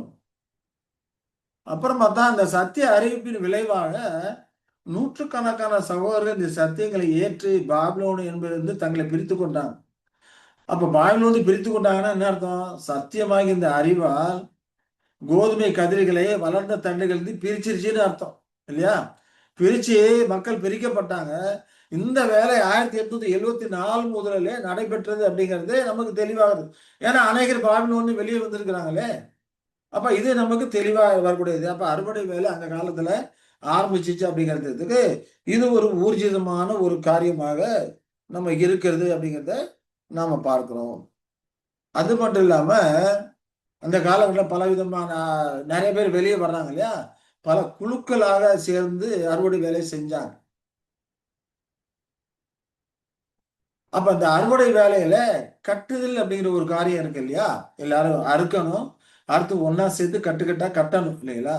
அப்ப இந்த குழுக்கள் உருவானது அறுவடை வேலையில அப்படிப்பட்ட காரியங்களை நமக்கு நிரூபணம் பண்ணக்கூடியதா இருக்குது. அந்த காலகட்டத்தில் உருவான குழுக்கள் பார்த்தோம்னா, அந்த அலகனி அப்படிங்கிறப்போ பென்சில்வேனியாவில் இருக்கிற அலகனியில ஒரு குழு உண்டானுச்சு. அதே போல ராச்செஸ்டர் நியூயார்க்ல ஒரு குழு உண்டானுச்சு. அல்மோண்ட் அப்படிங்கிறப்போ மிக்கிட்டான் அப்படி மிச்சிகன் அப்படிங்கிற இடத்துல உண்டாச்சு. டான்வில்லா, நியூயார்க் அங்கெல்லாம் குழுக்கள் உருவானது அப்படின்னு சொல்லி நம்ம பார்ப்போம் இல்லையா. அப்ப இது போன்ற இந்த சிறு சிறு குழுக்கள் பல இடங்களிலும் உருவாயிருச்சு.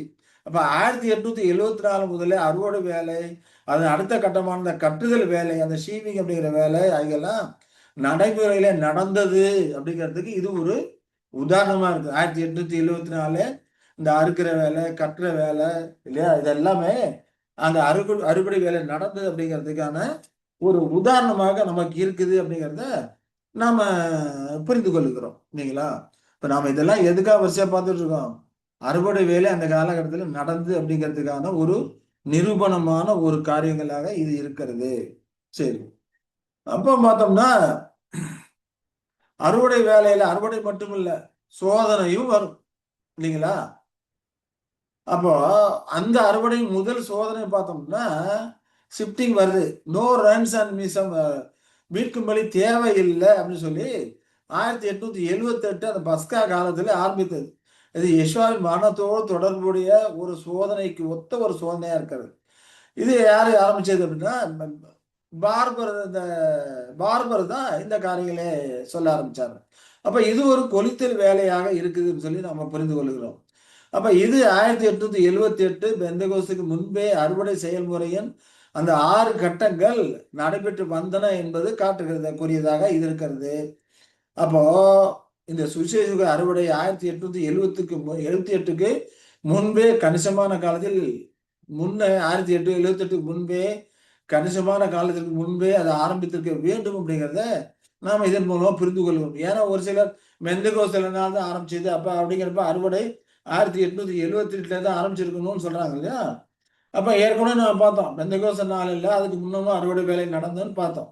அதற்கு இணையாக இங்கேயும் அறுவடை வேலை நடந்திருக்கிறது, அங்கே கொளுத்தல் வேலையும் நடந்திருக்கிறது அப்படிங்கிற காரியங்கள்லாம் நாம இந்த காரிய நடைமுறை உண்மைகள் மூலமாக நாம புரிந்து கொள்கிறோம்.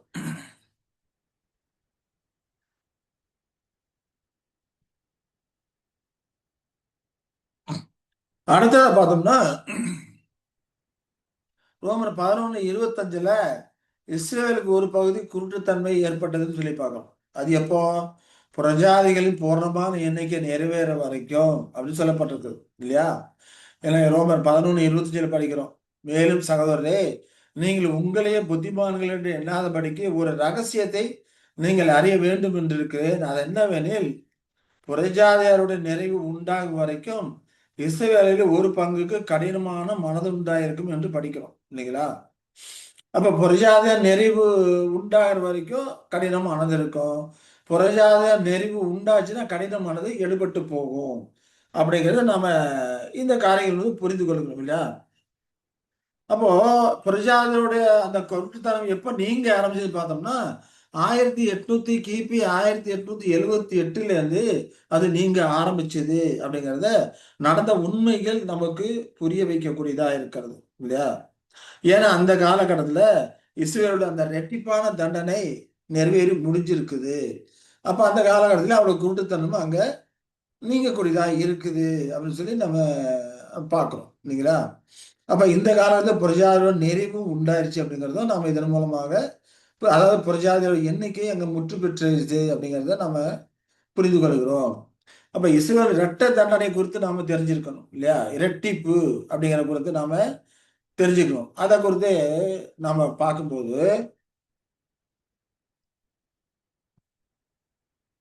16:18 என்ன சொல்றாங்கன்னா, அவர்களுடைய அக்கிரமத்துக்கும் அவருடைய பாவத்துக்கும் ரெட்டிப்பாய் நீதியை சரி கட்டுவேன். அவர்கள் என் தேசத்தை தீட்டுப்படுத்தி என் சுதந்திரத்தை சீ என்று அருவருக்கப்படத்தக்க தங்கள் காரியங்களின் நாற்றமான விக்கிரங்கள்லாம் நிரப்பினார்கள் என்று கர்த்தர் சொல்லுகிறார். அப்படிங்கிறப்போ ரெட்டிப்பாய் நீதியை சரி கட்டுவேன் அப்படிங்கிறது. ஆனா அங்க வந்து டபுள் இருக்கும். ரெட்டிப்பாய் டபுள் அப்படின்னு சொல்லி வார்த்தை கொடுக்கப்பட்டிருக்கும் ஆங்கிலத்துல. அதே போல எசையா 40:2 படிக்கும்போது இங்க என்ன சொல்றாரு, எருசலேமுடன் பட்சமாய் பேசி அதன் போர் முடிந்தது என்றும் அதன் அக்கிரம் நிவர்த்தி ஆயிற்று என்றும் அதன் சகல பாவங்களின் நிமித்தமும் கர்த்தரின் கையில் ரெட்டிப்பாய் அடைந்து தீர்ந்தது என்றும் அதற்கு கூறுங்கள் என்று உங்கள் தேவன் சொல்லுகிறார். அப்ப ரெட்டிப்பாய் அடைந்து தீர்ந்ததுன்னு படிக்கிறோம். அப்ப இந்த காரியங்களை வச்சுதான் அந்த இணை காலங்கள் நம்ம படிக்கிறோம். எவ்வளவு காலங்கள் அவர்கள் தயவை அனுபவித்தார்களோ அவ்வளவு காலங்கள் தண்டனை அனுபவிக்கிறாங்க. அதுதான் ரெட்டிப்பு, டபுள். அப்படிங்கிறப்போ தேவனுடைய தயவும் கிருபை எவ்வளவு காலம் அனுபவித்தாங்க? 1845 வருடங்கள் அனுபவிச்சாங்க. அப்ப அவர்களுக்கான தண்டனை எவ்வளவு வரணும்? 1845 வருடங்கள் வரணும் இல்லையா? அப்ப 1845 வருடங்கள் குருட்டாட்டத்துல இருக்காங்க. அதுக்கப்புறம் அந்த குருட்டாட்டம் அதுக்கப்புறம் என்ன பண்ணுவோம்? நீங்கணும். அது வரைக்கும் சத்தியம் செய்து தேவனுடைய கிருபை அவர்களை விட்டு நீக்கப்பட்டு புரஜாதிற்கு சத்தியம் போடுது. அதற்கப்புறம் என்ன பண்ணுவோம்? மறுபடியும் இவர்களுக்கு தேவ வரணும் இல்லைங்களா? அதுதான் இங்க சொல்றாரு. அது தன்னுடைய அதன் அக்கிரமம் நிவர்த்தி ஆயிற்று. அது தன் சகல பாவங்கள் நிமித்தம் கர்த்தர் கையில் ரெட்டிப்பாய் அடைந்து தீர்ந்துச்சுன்னு நாங்க சொல்றதை பார்க்கிறோம். அதே போல சகரி அதற்கு இணக்கமா சொல்றாரு, நம்பிக்கையுடைய சிறைகளே அரணுக்கு திரும்புங்கள், ரெட்டிப்பான நன்மையை தருவேன், இன்றைக்கே தருவேன் அப்படிங்கிறாரு. இங்கேயும் டபுள் அப்படிங்கிற வார்த்தை படுவோம். நன்மையும் சொல்லப்பட்டிருக்காது, டபுளை தருவேன் அங்கே சொல்லப்பட்டிருக்கும் அப்படிங்கிறத நாம பார்க்கிறோம் இல்லைங்களா? அப்ப எந்த காரியங்கள் மூலமும் நாம பார்க்கும்போது ரெட்டிப்பை அடைந்து தீர்ந்தது 1878 இருந்தே அந்த குருட்டாட்டம் நீங்க ஆரம்பிக்குது அப்படின்னு சொல்லி நாம இந்த காரியங்கள் மூலமா புரிந்து கொள்கிறோம். இப்ப 1878 என்ன நடந்தது? என்ன நிகழ்வு நடந்தது? எதன் மூலமா அவர்களுக்கு குருட்டாட்டம் நீங்கப்படுகிறது அப்படின்னு பார்த்தோம்னா, அந்த காலகட்டத்துல பிரான்ஸ் பிரான்ஸ் அப்படிங்கிறவரு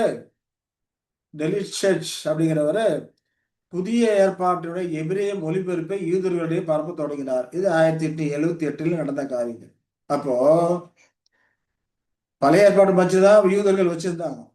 இப்ப இந்த காலகட்டத்துல அவர்கள் பாஷையில புதிய ஏற்பாட்டையுடைய மொழிபெயர்ப்ப யூதர்களே பரப்ப தொடங்கினாரு. அப்போ ஜாதிகள் பூர்ணமான எண்ணிக்கை 1,44,000 பேர்த்தை நிரப்புவதற்கான அந்த நேரத்திற்குள்ள இது ஆரம்பம் ஆயிடுச்சு, அது நிறைவேற தொடங்கினது அப்படின்னு சொல்லி பார்க்கிறோம். அப்ப அவரோட கூட்டுத்தன்மை கொஞ்சம் கொஞ்சமா நீங்க ஆரம்பிக்குது. புதிய ஏற்பாடை படிக்க ஆரம்பிக்கிறாங்க. ஆண்டவராகிய இயேசு கிறிஸ்துவை ஏற்றுக்கொள்ள ஆரம்பிக்கிறாங்க. ஆனாலும் ஒரு ஜாதியாக ஒரு இனமாக இன்னும் அவர்கள் என்ன பண்ணல, மனம் திரும்பல, தன்னுடைய பாவங்களுக்காக இன்னும் வருத்தப்படல, வியாகுலப்படல. அதெல்லாம் யாக்கோபின் இக்கட்டு காலத்துல நடக்கும். ஆனா இங்க நாம புரிஞ்சுக்கிறது என்னன்னா, அவரோட குருட்டாட்டம் 1878 நீங்க ஆரம்பிக்குது அப்படிங்கிறது இந்த காலத்துல புரிஞ்சு கொடுக்கிறோம். இப்போ இந்த காலகட்டத்தில் கூட லட்சக்கணக்கான ஆட்கள் வீடுல வேதாகமம் இருக்குது, புதிய ஏற்பாடு பைபிள் இருக்குது, படிக்கிறாங்க, ஆண்டவரை இயேசு கிறிஸ்துவை ஏற்றுக்கொண்டு இருக்கிறாங்க. ஆனா மனம் மாறுறாங்களா, தங்களுடைய பாவத்துக்காக அறிக்கையிட்டாங்களா அப்படிங்கிறது ஒரு கேள்வியா தான் இருக்கு. அதெல்லாம் வந்து அவர்களுக்கு வரக்கூடிய இக்கட்டு காலத்துல நடைபெறும் என்று தீர்க்கதரிசன சாசனங்கள் நமக்கு சொல்லக்கூடியதா இருக்குது.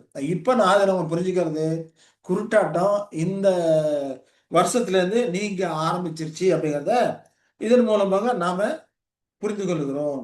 அப்ப இதுவரைக்கும் பார்த்த நிரூபணங்களை நமக்கு எதை விளங்க பண்ணுது? கிபி 29 இருந்து கிபி 69 வரைக்கும் அறுவடை காலங்கள் இருக்குது. அந்த அறுவடையின் காலங்கள் தொடர்ந்து அதுக்கப்புறம் ஒரு 2 வருடங்கள் நீடிக்கிறது. அதாவது கிபி 69 முற்றுகை போட்டது 71 வரைக்குமே நீடித்தது அப்படிங்கிறத நடந்த உண்மைகள் நமக்கு வெளிப்படுத்துது. அதே போல நிறைவேறுதல் வரும்போது கிபி 1874 விசுவாசம் 2ஆம் வருகை ஆரம்பிக்கும் போதே அந்த அறுவடை வேலை ஆரம்பிச்சிருச்சு. 1914 40 வருடம் கூட அறுவடை வேலை முடிந்தது.